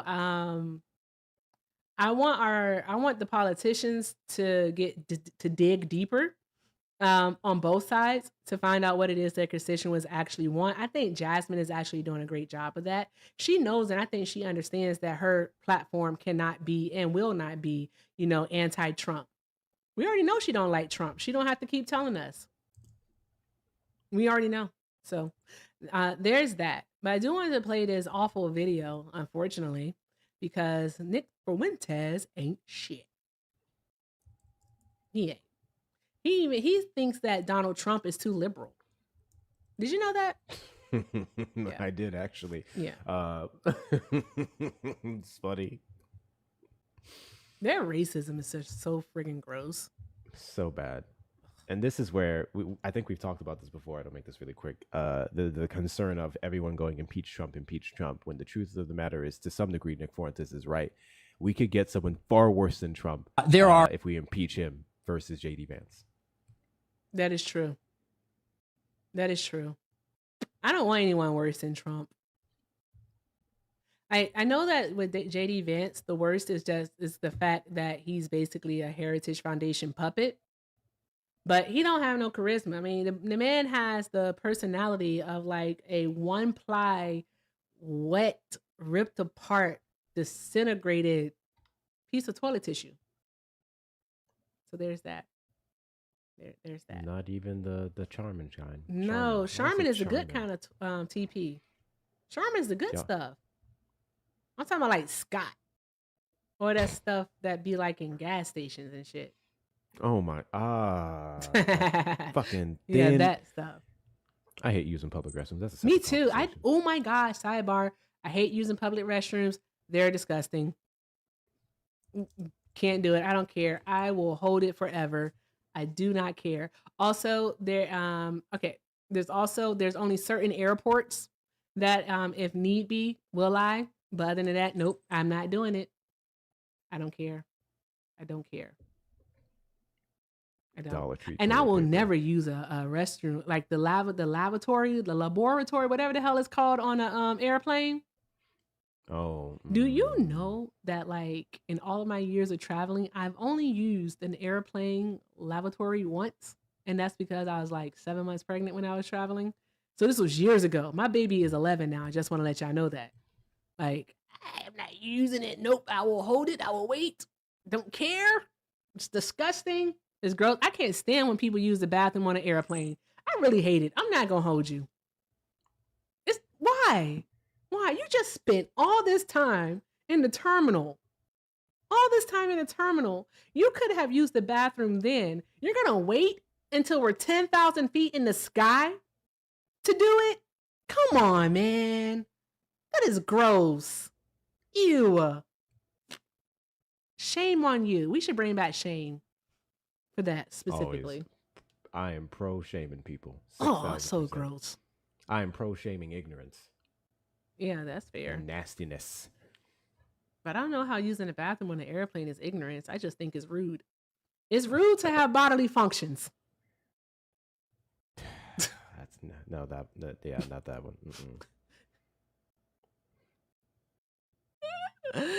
Oh. Oh, one day I'll tell my story. Someone just said that some people have weak bladders. I mean, No, some people do. It's called incontinence. yeah. I just want to say I pushed a 7-pound, 5-ounce baby out of here. Not the sound. That's all I'm going to say about that. Sometimes when I sneeze, sometimes, you know, if I laugh too hard. Don't scare me. Please don't scare me. Oh my gosh. Nope. Do not scare me. Don't do no booze on me. Fuck that. Nope. Nope. You guys are learning so much about me right now, aren't you? But yeah. Erica, play the video. Moms get it. Moms get it. If you have had a vaginal delivery, you get it. All right. Shout out to Kegels. Let's play the video, guys. Boom. Are 2 white people present at this Thanksgiving dinner, and there are 24 Indian or East Asian people dressed in indigenous garb. Yo, pass the curry. I mean, I wonder what's in that pitcher. Is it that fruit water they make with the flies and the toenails? Look at this. They got a big pitcher of water. Is that like those drinks they make on the street in India where they're grabbing fistfuls of ice and rubbing it in their armpits and throwing it in there and mixing up the flies? I mean, geez. Happy Thanksgiving. This image, nobody can step to me ever again about Vance. If anyone promotes Vance, just send them this image because this is all you need to know. This is all you need to know. What image is that specifically? That was a picture of their family for Thanksgiving.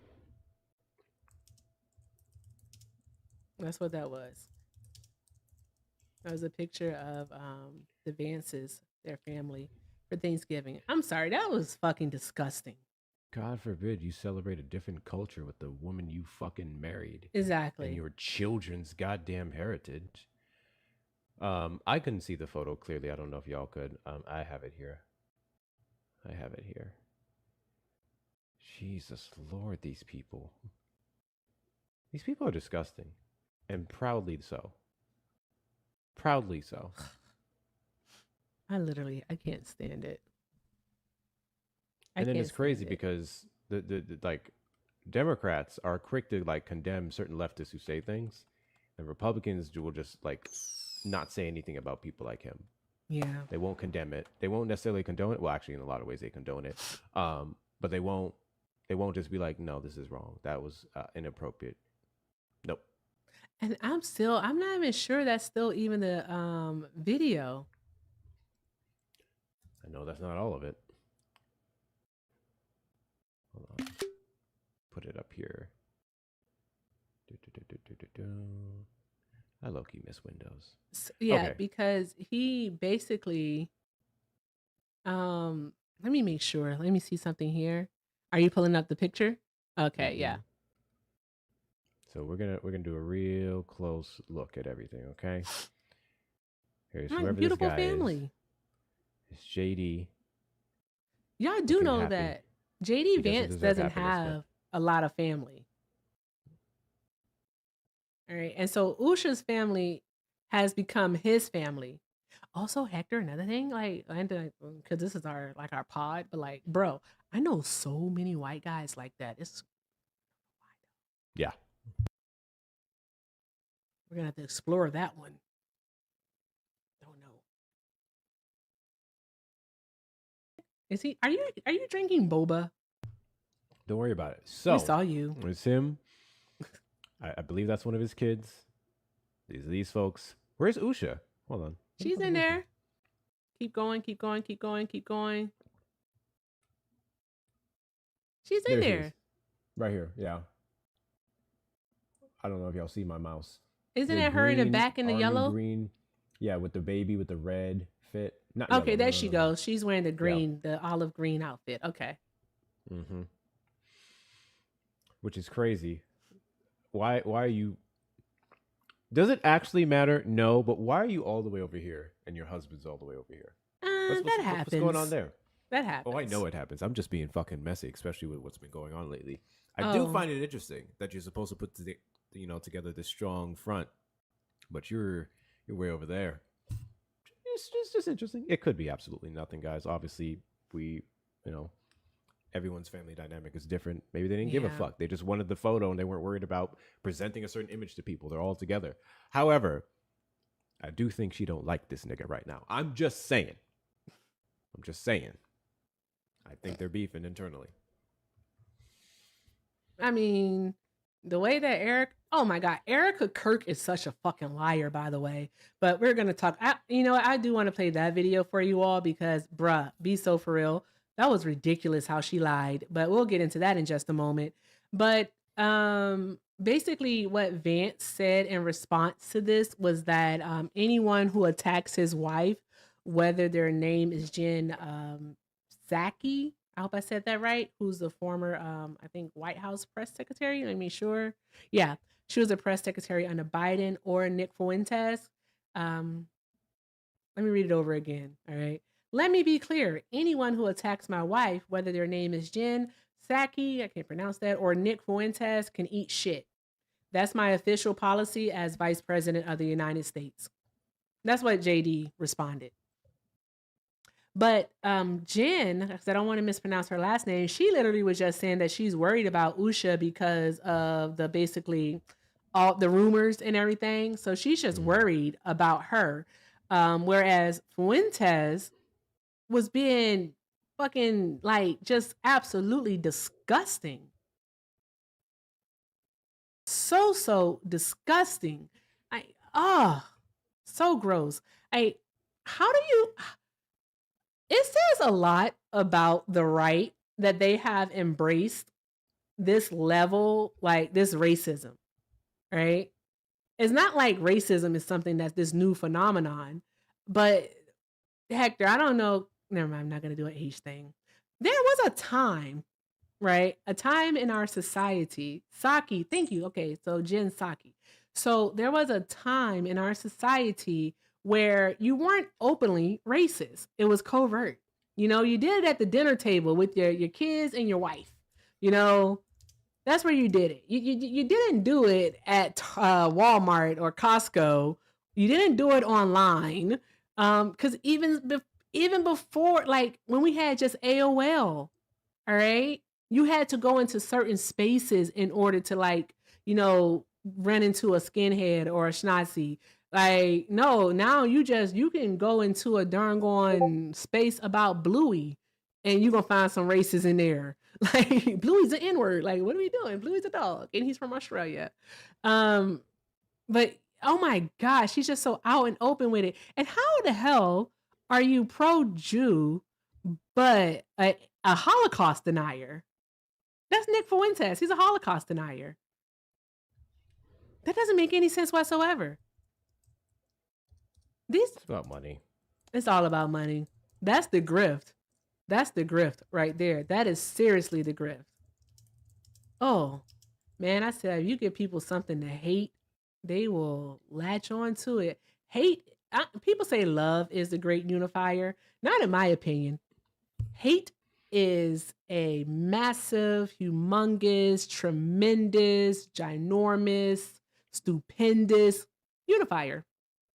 Hate. As a content creator with my little following, it's growing by the day. Thank y'all. Awesome. I do not want a cult. Oh, God, I do not want loyalists. Like, we have a little fun, right? I call y'all hectivists. Some of y'all say hectuas, right? We have a little fun in that way. I do not ever want to build a base that is so loyal to me that they are disloyal to themselves, to the Constitution, to values. I don't want it. Like, not everything I say is supposed to be taken as law. My personal views do not always reflect what's even best in the general sense. Like, I don't ever want to get to a point where people will defend me just because it's me. I really don't. Absolutely not. And I think Nick Fuentes at this point, he has his Groyper base, whatever the fuck you call them, and he has he has to acknowledge them. He has to acknowledge them. He has to entertain them. Those are the people that keep his show going. I truly don't even believe he fully believes some of the stuff that he says. Exactly. Or even if he does, it's like it's further solidified by the people in the comments and his base that are like pushing him on, egging him on. They want more of it, so he's going to give them more of it. It's his whole grift. It's his entire grift. No, all I know is Tyler Robinson went after. Stop it. So Hector. Hector. I stopped myself. Proud of you. Okay. Yeah. I'm gonna play the Erica Kirk video. That was in your Discord recently. I saw your people be on it, bro. On it. Yeah, I know. I know, Hector. I was looking. I was like, I feel like that's not the right video because the video that I saw this morning, he mentioned something specifically about her cooking. Because JD Vance has said that he invited Nick Fuentes to have dinner, that he wanted to have dinner with him. And Nick Fuentes responded with like, he doesn't want Indian food or something to that extent. And he started saying like really nasty stuff. When I find it, if I can't find it now, guys, I'll play it later tonight during the live. But it was gross. When I saw it and I heard it this morning, I was taken aback. It was so gross. Wait a minute. You found JD it? Vance invited him to? Yeah, because he was like, I would invite them to dinner, and then like Fuentes responded in a video and was basically speaking really bad about Usha Vance, and it was disgusting. Oh. Yeah, and I'm trying to find it. I'm gonna find it. I may have it. Let's see.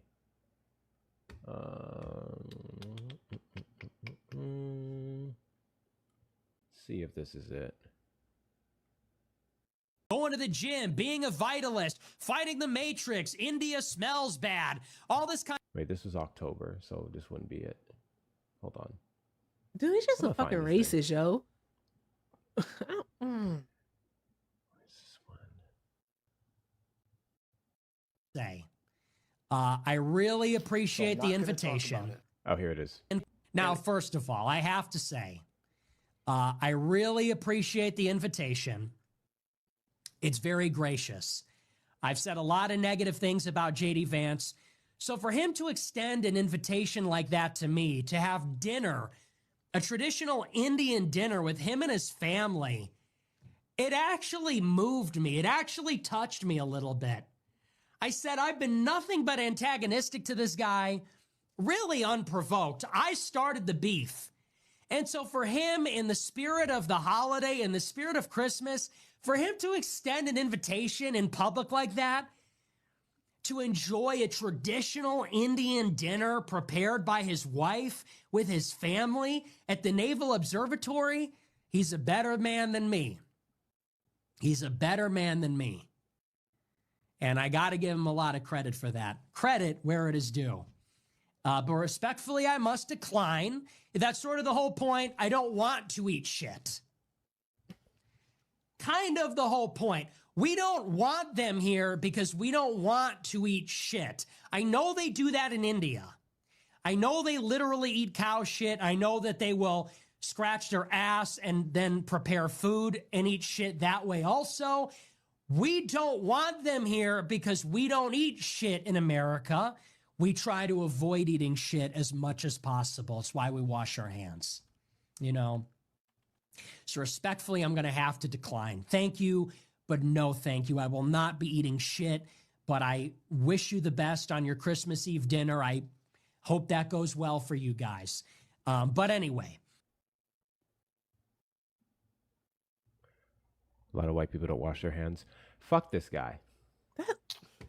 That level, that shit, it's not level. That's disgusting. How do you get the fucking gumption, the audacity to be that fucking disgusting as a human being.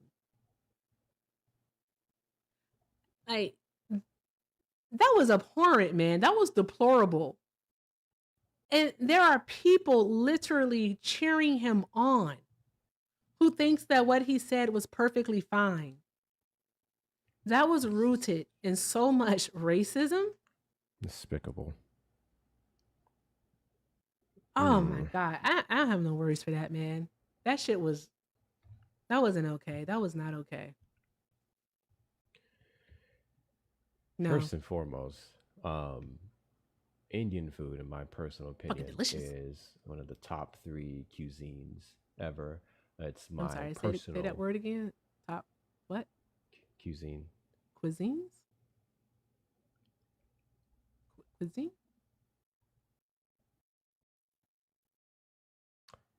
Cuisine? Is that how you say it? Okay. Cuisines. Yes, friend. We can end it right here, y'all. Okay. All right. End it right here. Nope. We're not. Anyways, it's my personal favorite. And I always mention these same things every time. Paneer kulchas, gobi manchurians, garlic naan, my personal favorite naan, lamb vindaloo, fire. Fire. That's my favorite. And because it's lamb vindaloo, but I say vindaloo. Now I want to know what the fuck it is. Hold on. I believe you. Because y'all not about to check me again. I believe you, to be perfectly honest with you. I ain't gonna hold you. I don't believe myself no more. We're going to find out now. We're going to find out now what it is. Here we go. Vindaloo. Vindaloo. Okay. Vindaloo. I was right. See, I knew you were right. Vindaloo is anyone who has the audacity, and this is how you know it comes straight from racism. Tell me you've never had Indian food without telling me you've never had Indian food. That part. Like what?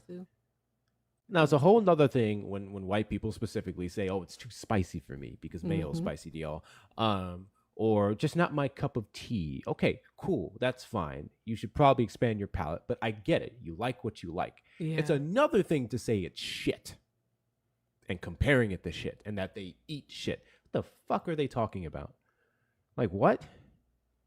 This man has such a narrow view of society as a whole, a willfully narrow view of society, and just need the right people to aim at the right place. Anyways, I just fuck that guy. I think this is her right here. I would like to go to the original person's thing, but I can't find it. But we're gonna play it. It's right here. Okay, so guys, Erica Kirk is a whole ass liar. All right. Also, she used to have life behind her eyes. All right. And after I watched this video, I was like, so when did the life leave? Was it when she married him or when she had the first kid? Because that lady is dead about the ass. There's that. Something's not right here, y'all. Oh, yeah. Yankees. Let me see. Every photo I see of her, it just looks like she does not look alive. You want to know who she like? looks I'm not like even being messy. What? I'm gonna show you. I'm gonna show you. All right. Oh hell. Just take a guess. The first thing that came to my mind, and I'm pretty a couple of people said in the comments. No, Shauna said in the comments. The whatchamacallit from Game of Thrones, the White Walkers. No. Something else. I hope you guys can see this. The blonde woman from Handmaid's Tale. Show I have not seen. White chicks is crazy. That's actually an insult to white chicks. Wait for it. Wait for it.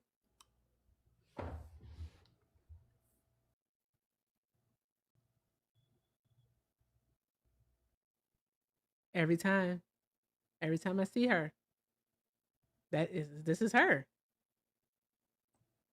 This is her.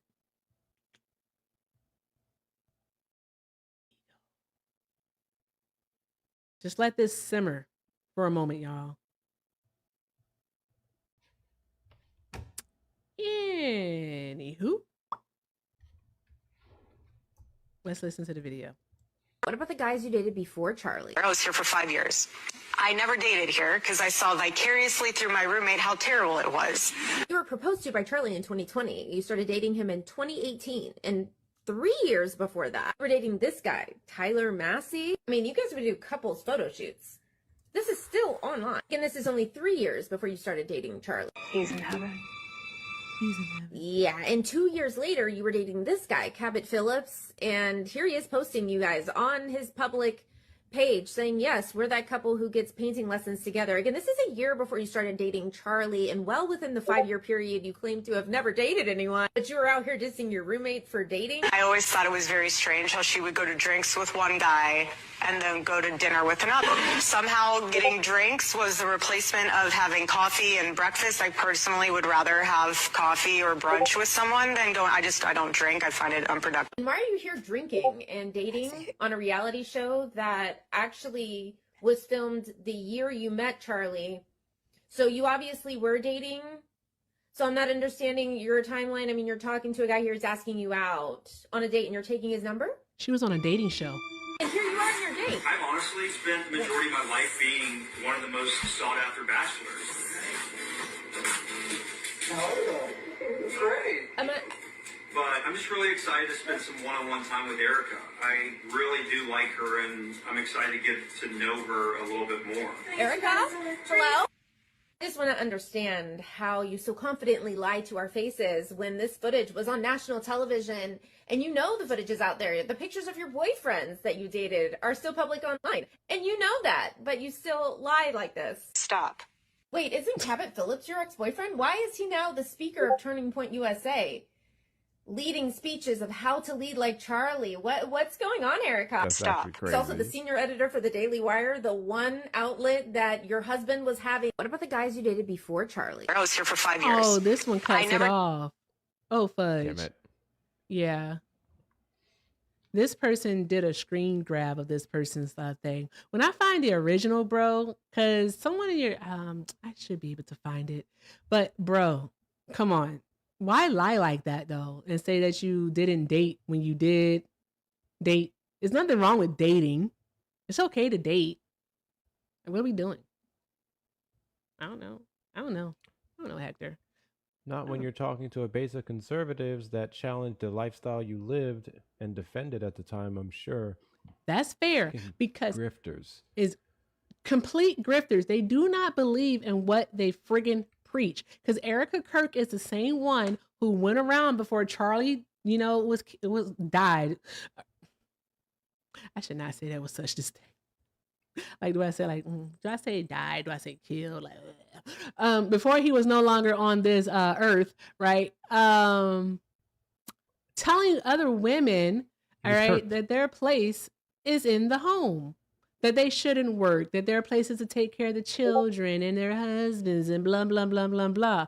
Now, all of a sudden, she's this boss bitch CEO type chick running around the country doing speeches and whatnot, holding whole ass 3-day conferences and come on, lady, come on. And then when that silly pants, Nicki Minaj West, all right, said that JD was the assassin, she giggled.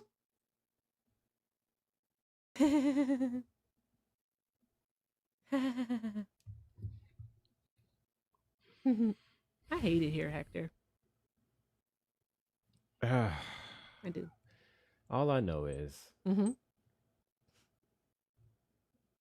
she can just become a citizen if she's that worried about getting deported. Exactly. Nicki Minaj, all you have to do, all right, you have enough money to buy your way into citizenship. You don't have to do this.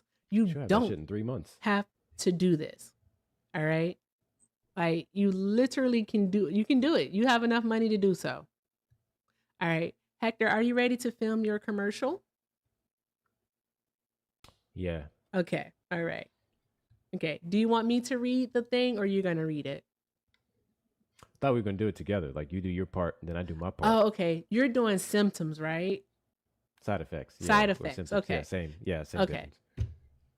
Oh, don't exit out of that, Erica. You're going to need that, friend. There we go. This is going to be fun. Then we'll wrap up. All right. Hit me on Discord to let me know how you want to do the next thing. And so there's right.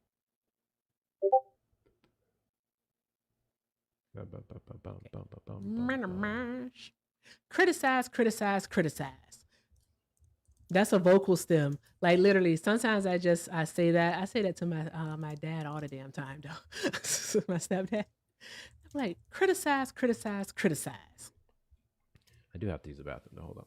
Oh, what? In the middle of the podcast? You're supposed to empty your bladder beforehand, bruh. What are we doing? What are we doing? I'm docking his pay. He's going to get these words when he comes back. Anywho, guys, I'm just kidding. I told you that today's today's show, all right, of the Fun Facts show would definitely be a bit chaotic. I have an 11-year-old who, he wants to be a starer. Okay. He wants to be a star all up in the video. All right. I might just let him one day. That's a lie. Not going to happen. All right. I do not believe in putting children out there like that. I think that is just harmful to them and their self-esteem and so much more because children are children and they cannot consent. Oh, thank you. And my sweater has bells. Where are the bells at? Damn. Oh, they're right here. Oh, that looks weird. That looks weird. Don't do that again. Okay, moving on.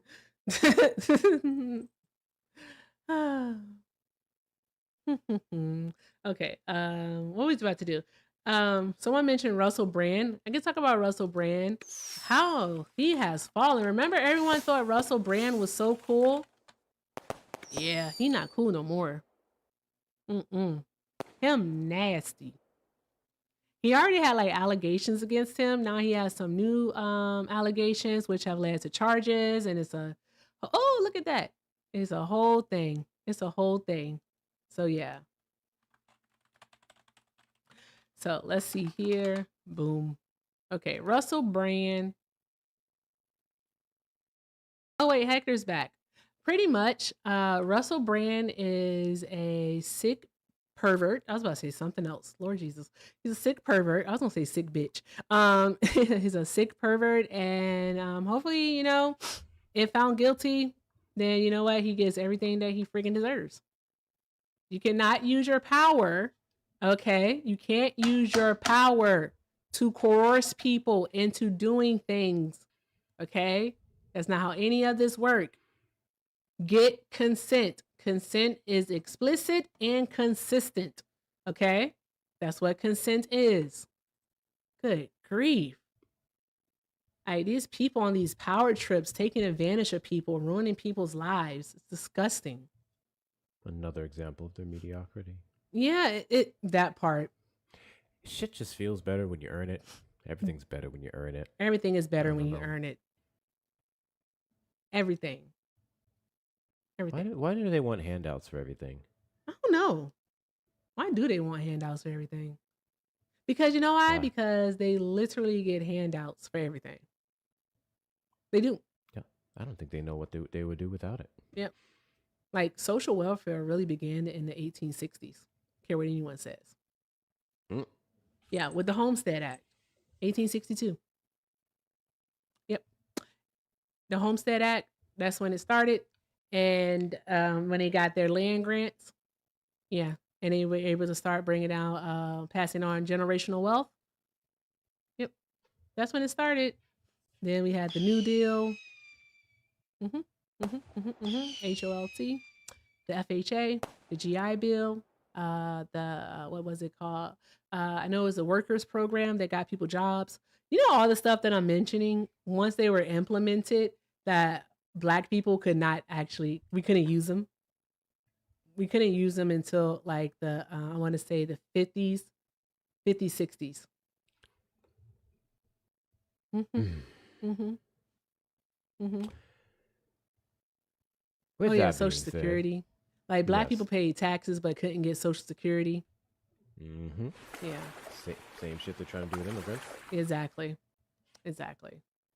So there's that. There's that. Oh, so I just did like Hector. So, but yeah, that's what we're dealing with, Hector. Like seriously. I think you know what? Because again, guys, this is just Hector and I doing the podcast here. You know, Hector, I think that something I want to explore in the new year.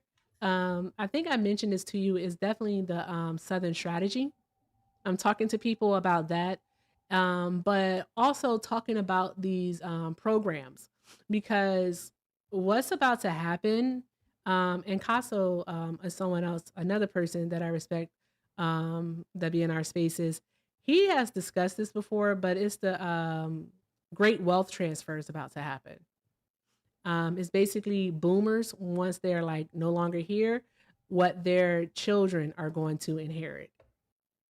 And we're looking at trillions of dollars. Like the low end estimates are like, I believe 78 trillion, and the high end is like 123 trillion. It's going to be passed down from one generation alone to what do they call it? Gen Xers and millennials. It's a lot of money. And would it surprise you?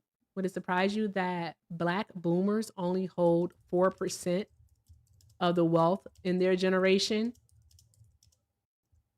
I lie. It's not. Is it 4%? It's not 4. It's 2%. It's 2%. 2% of the wealth. Yeah. This is what 1% or less of billionaires, Yeah. or even millionaires. Actually, let me double check that. But here's the dealio, Hector. Here's the thing, though. All right. Systemic racism doesn't exist.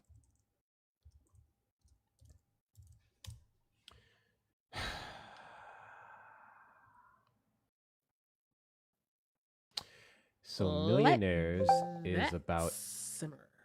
8% of millionaires are Black. Billionaires, we have 13 or 14. It's not funny.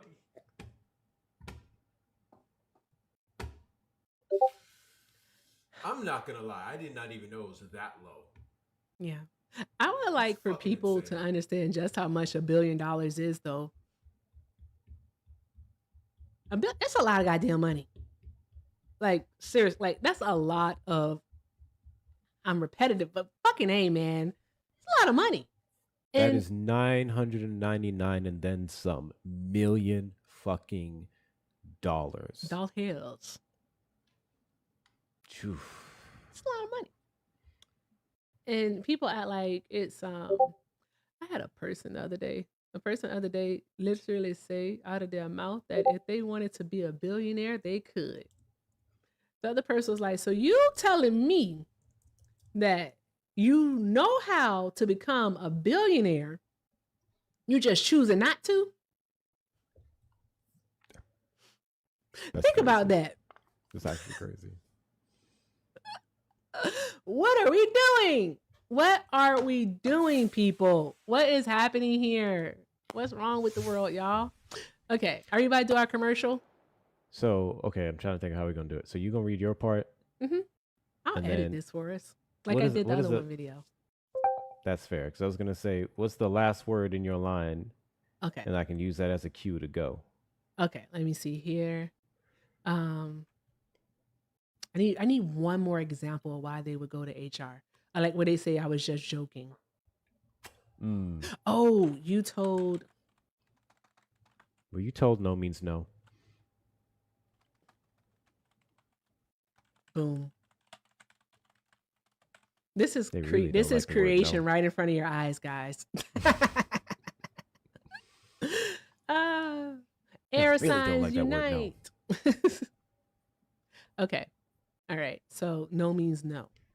Right. When I say that, that's when you come in with the what is it again? The side effects? Mm-hmm. Okay. Let me know when you're gonna play the music so I can get the thingy up. Oh wait, I lost the video. One moment, Hector. Not the video, the thing. Yeah, we're about to do a commercial Yes. for an amazing product for white people. Yes. It's gonna be good. It's gonna be good. All right. You guys are gonna love it. Okay. You Okay. ready? Yes. All right. On go.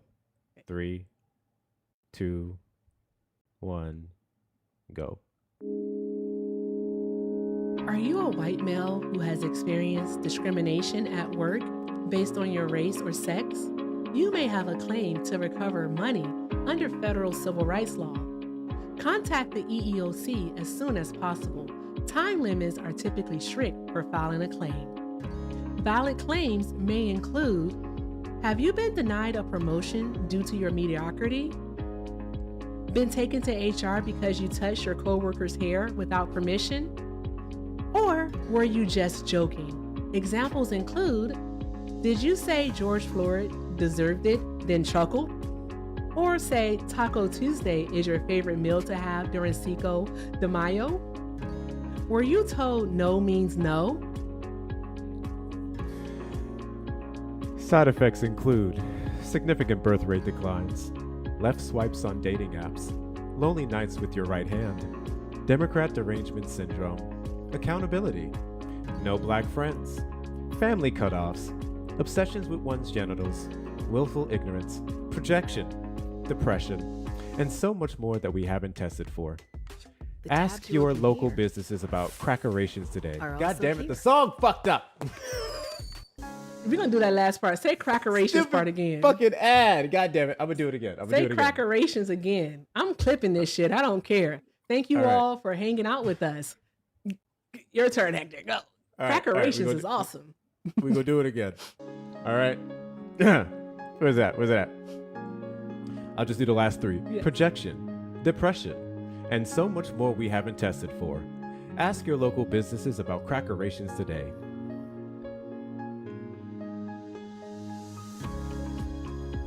We are fools, Erica.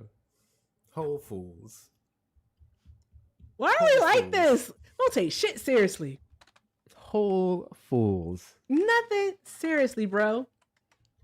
Nothing is serious here. I had to mark the time so I don't have to go through the whole live. So I marked the time that we're at. I should have asked government. I should have said government or administration. Ask your administration about crackerations today. And you want to do it over? I kind of flubbed a few words. It kind of made me mad. It's fine. I'm gonna do it again. Hold up. I said Taco Tuesday is your favorite day. Where's that? Ask your local government or administration about crackerations today. I ain't shit. Okay, there we go. Should be enough. Guys, listen. I think. You know what, Erica? I was just thinking about this the other day. I think there's a reason. Why God made sure that I wasn't rich. At least not yet. My blessings are coming. They're just held up in investments right now. Yep. I think there's a reason why God knew He couldn't start me off rich, because I'd just be wilding. Tell me why I would take real money and put this into a full-blown ad for this shit, like a whole fucking production. And I would do this regularly. Regularly, I sure would. Like I would literally play this on every local network, every YouTube channel, every friggin', like, you would see this on TikTok, on Twitch, on all the places. You would see it. You would see my commercial. Bro, I go to Fox News. And I'd give them an amount to play that ad on their network that they couldn't refuse. They'd be stupid if they did. Yep. And they take it. They grifters anyway. They take it. And then they mock it later. But they would take it. They would take it. They're going to take it. I do shit like that. And I just want to let you know, Hector, we were supposed to end 41 minutes ago. Yep. All right. On that note, I saw a couple comments. Guys, we keep saying when we're running this show, we're not addressing comments like that, blah, blah, blah. This is a show. We got to speak, right? But someone asked me what I wanted for Christmas, and I'm about to tell you. So what's going to happen is I'm about to go live, and then we're going to get a raid over. And what I want for Christmas is for anyone and everyone to come and help out. What I'm planning to do in our live, we're going to be talking to Trump supporters, see if we can find some common ground. Um, But what I want for Christmas is that we're also going to be doing in that live a fundraiser. We have a section in my Discord called the Helping Hectic section. We have mutual aid where anyone who needs some help, we try to get some money distributed to them. And we have a Helping Hectics fund that's been a little bit dry for a bit, but there's a few people I've seen within the last couple of days in that section asking for help. And what I'm going to do is go through the last couple messages, and whatever we raise in the fundraising live I'm about to do is going to go towards those individuals and whatever needs that they have. I figure it's the least we can do with it being Christmas Eve. Everyone's focused on the jolly and the joy, but there's a lot of people that are hurting right now. So anyone who can come by and donate to that fund so we can help some people, that's what I want for Christmas. I would greatly appreciate it. Awesome. Greatly appreciate it. Fantastic. That's wonderful. And I did have a thank you from earlier for the live. Thank you so much, Taylor, for the 15. Merry Christmas. Merry Christmas to you as well. Happy holidays. I don't give a shit about Christmas. Happy holidays to you as well, Taylor. Awesome. Okay, I have a few to read out. Let me see here. Thank you so very much to our viewers over there on the tube. All right, shout out to, let me make sure I say everything right because I tracked them this time. Thank you so much, Joshi, for the $10 super chat. Wretches and Kings by Linkin Park was ahead of its time. Amazing song. Don't fight the power, nobody gets hurt. Don't fight the power, nobody gets heard. A word, absolutely a word right there. We have to fight the power. We got to fight the power. We can't keep letting this administration get away with it. Definitely want to make sure that we keep people informed, keep people active so that you can exercise one of the most important civic duties that we do have. So there's that. Also, shout out to Patty, my Canadian friend. Thank you for the $5 in Canadian dollars for Merry Christmas. Thank you very much. I appreciate you. Thank you so much. Happy Christmas to you too. Also, shout out to 20th Century Y. Hi. 20th Century sent a $20 super chat and said, Merry Christmas, Happy Yule, and Hanukkah. Love to you all and good luck to us all next year. We're going to need it. We are definitely going to need it. All right. Also, over on the Venmo, thank you so much to Taylor for the 15. Happy Christmas to you too, Taylor. Thank you so very much. Also, thank you so much to Estelle for the $2 who said, have you seen the artwork because I love you? No, I haven't, but I'm definitely going to take a look at it. Thank you. I'm going to look at it. Thank you so much. Also, Jen, thank you so much for the $10. All right. Jen said this EK content is fire. I don't know what that means. Can you tell me what that means so I can know what it means? What does EK mean, Hector? I don't know. I want to know. So, okay. Also, shout out to Maze for the 5. Maze says, if you stack 1 million in $100 bills, it's about 3 feet. If you stack 1 billion in $100 bills, $100 bills, it's taller than the tallest building in the world, which is the Burj Khalifa, right? Oof. Damn. Crazy. Wow. Wowzers. Wow. Thank you to everyone who donated. Thank you so very much to everyone who donated. Y'all are friggin' awesome. Thank you for supporting the stream. Thank you for supporting Hector and I. Hector, are you going right into it? Yeah, right after you do the outro, I'll drop and then set it up and okay when I'm ready. All right. Awesome. Well, guys, thank you so very much for joining us here today for this extra long episode of the Fun and Facts Show. I'm Erica Shante, also known as Everything with Erica over on the tube, and I'm the fun, and he's the facts. Yes. What's your name, though? You're supposed to say I'm the fun, and then I'm supposed to say that I'm the facts. I say I'm the. Want to do it over? We're going to work on it. I clip it. All right. We're going to practice. We're going to start doing dress rehearsals.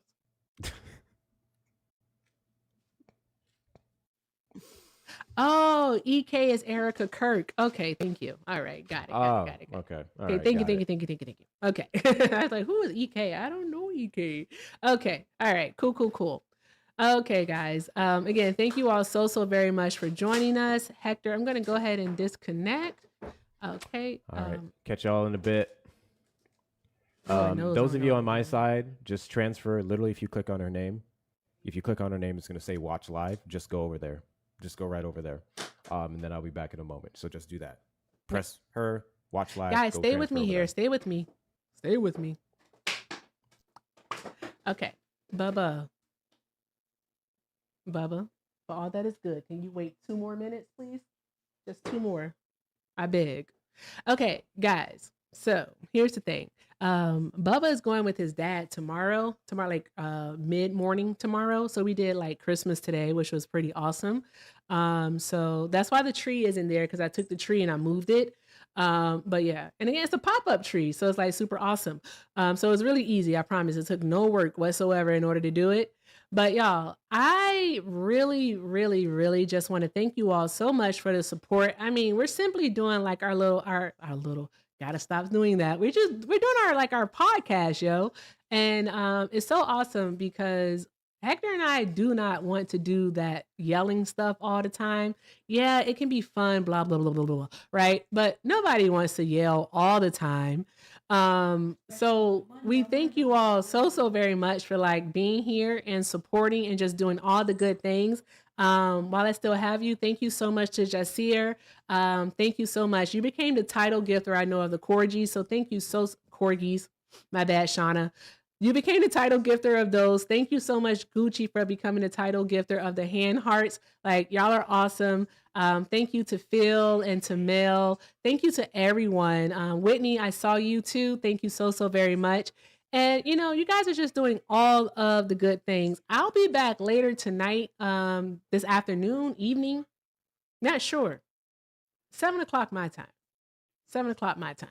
All right. I'm Mountain Standard Time. So that's 6 p.m. Pacific Standard Time. And we're just going to, you know, do the thing that we do. Talk to the Trump supporters.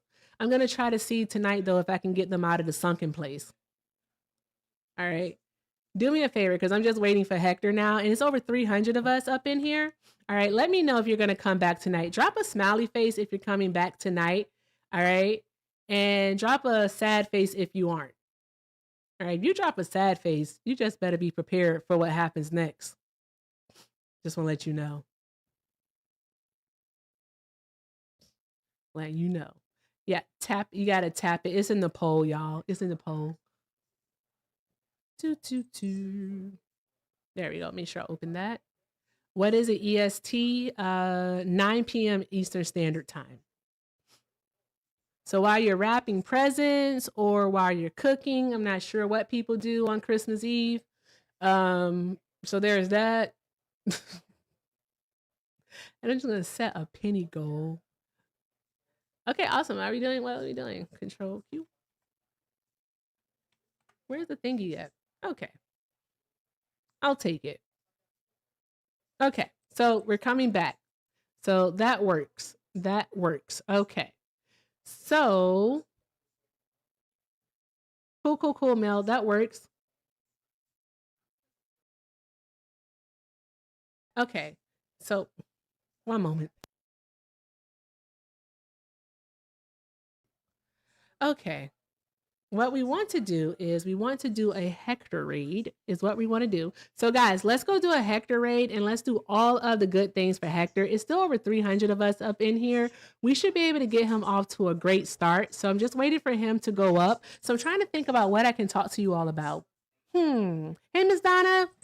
Okay, so this has bells. I do not like the placement of the bells because it feels weird. All right, it feels a little salacious, don't you think? All right, but I have bells. I hear those? Okay, all right, cool. I am so taking this out. I was supposed to stop it on YouTube. I forgot, my fucking bad. But I can do a redirect also over on the tube. This is a lot happening right now, guys. A lot happening. I don't know why we do this, but we are going to be sending Hector a raid. So there's that.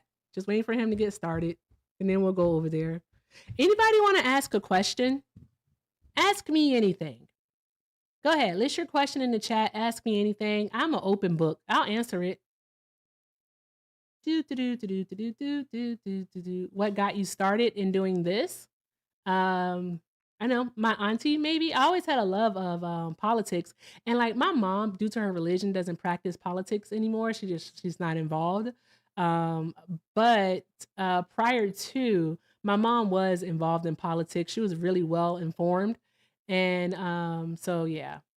So I would say my mom and my aunt, started for me with the election of 2004, when McCain, was it McCain then? No, nobody had ran against Bush in that. I think it was 2000.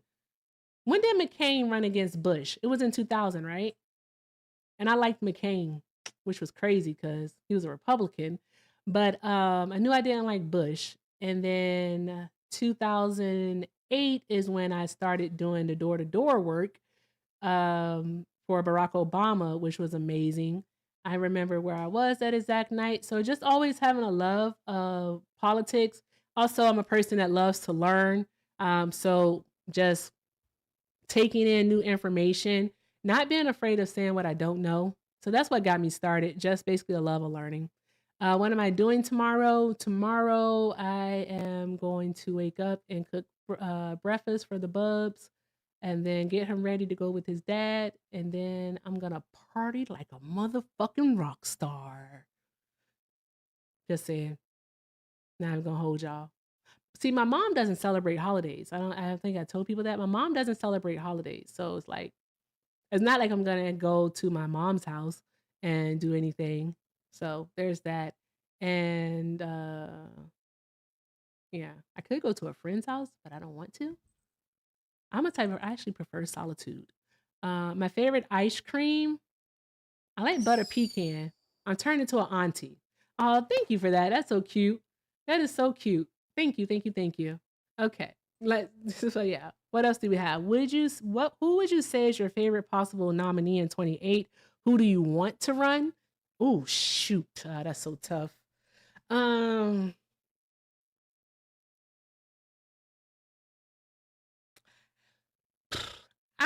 I would want to run would be like Andy Brashear and Jasmine Crockett. All right.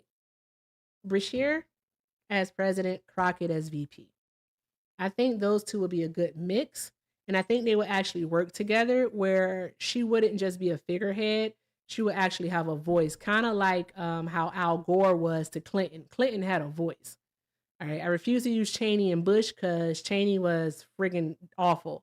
So like how Gore had a voice in the Clinton administration. Who do I think is going to be? I do think that if long as he doesn't have any scandal that comes out, because the whole like cheating on his wife thing has already passed, so no one actually cares anymore. I think it'll be Newsom and another white man. Do I know who that white man's going to be? Nope. I don't think it's going to be Andy Brashear though. It's not going to be him. But it's going to be another white man. So there's that. All right. And yeah, so that's what I would say. My dream, Brashear and Crockett, who I think Newsom and another white guy. There's a cushion that was moving behind me because Bubba was on the big green couch. That's why. Oh, I know what I'm going to do tomorrow. I'm going to cook my favorite food. My favorite food in my old age has become collard greens for some reason. I'm going to cook me some collard greens. Do I think that Kamala should run again? Should is the imperative word there. Should she run again? How many people is in here? I like Kamala Harris. I really, really do. And she was right about so many things. I just think that people don't like her. And the unfortunate thing in our society is that people have to like you to vote for you, which is stupid because they're politicians. They're not celebrities. We're not going to go see their movie. She is so qualified. No one ever said she wasn't qualified. She's more than qualified. She's like the most qualified to ever, run for the candidacy. The candidacy. I can't say that word. But should she run again? I'm not sure. I can't put a yes or no on it. If she does run again and she becomes the nominee, then by all means, I am voting for Kamala Harris for a second time. So there's that. A second time as president, a third time overall. No ifs, ands, or booties about it. So, I mean, that's all I got to say. And that's all I have to say about that. All right.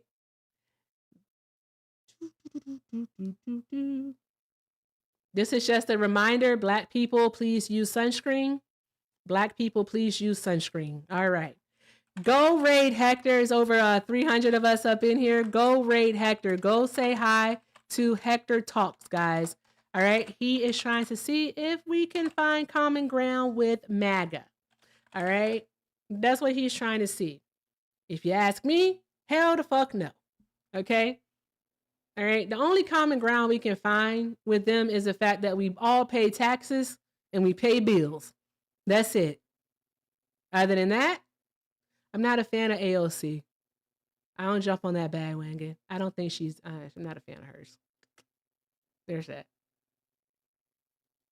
In the midterms, I do think that the Dems are going to take control of at least the House. Not sure about the Senate as of yet. The Senate is tougher, but I do think that they're going to get the House. So basically, we aren't going to have any legislation passed for the last 2 years of this current administration. So there's that. There's it. There's it. So go raid Hector Talks, guys. Hector with 2 R's. Hector with 2 R's. Go say hi. I'm going to come over there. So I don't know, I guess make it easier to find. I don't know. But with that being said, guys, I will see you all tonight here at 7 p.m. I totally forgot to stop streaming on YouTube. So once that's finished processing, I'm going to cut all of this out. Join us next week for another episode of the Fun and Facts Show. We appreciate each and every last one of you. And with that being said, deuces out. Go raid Hector.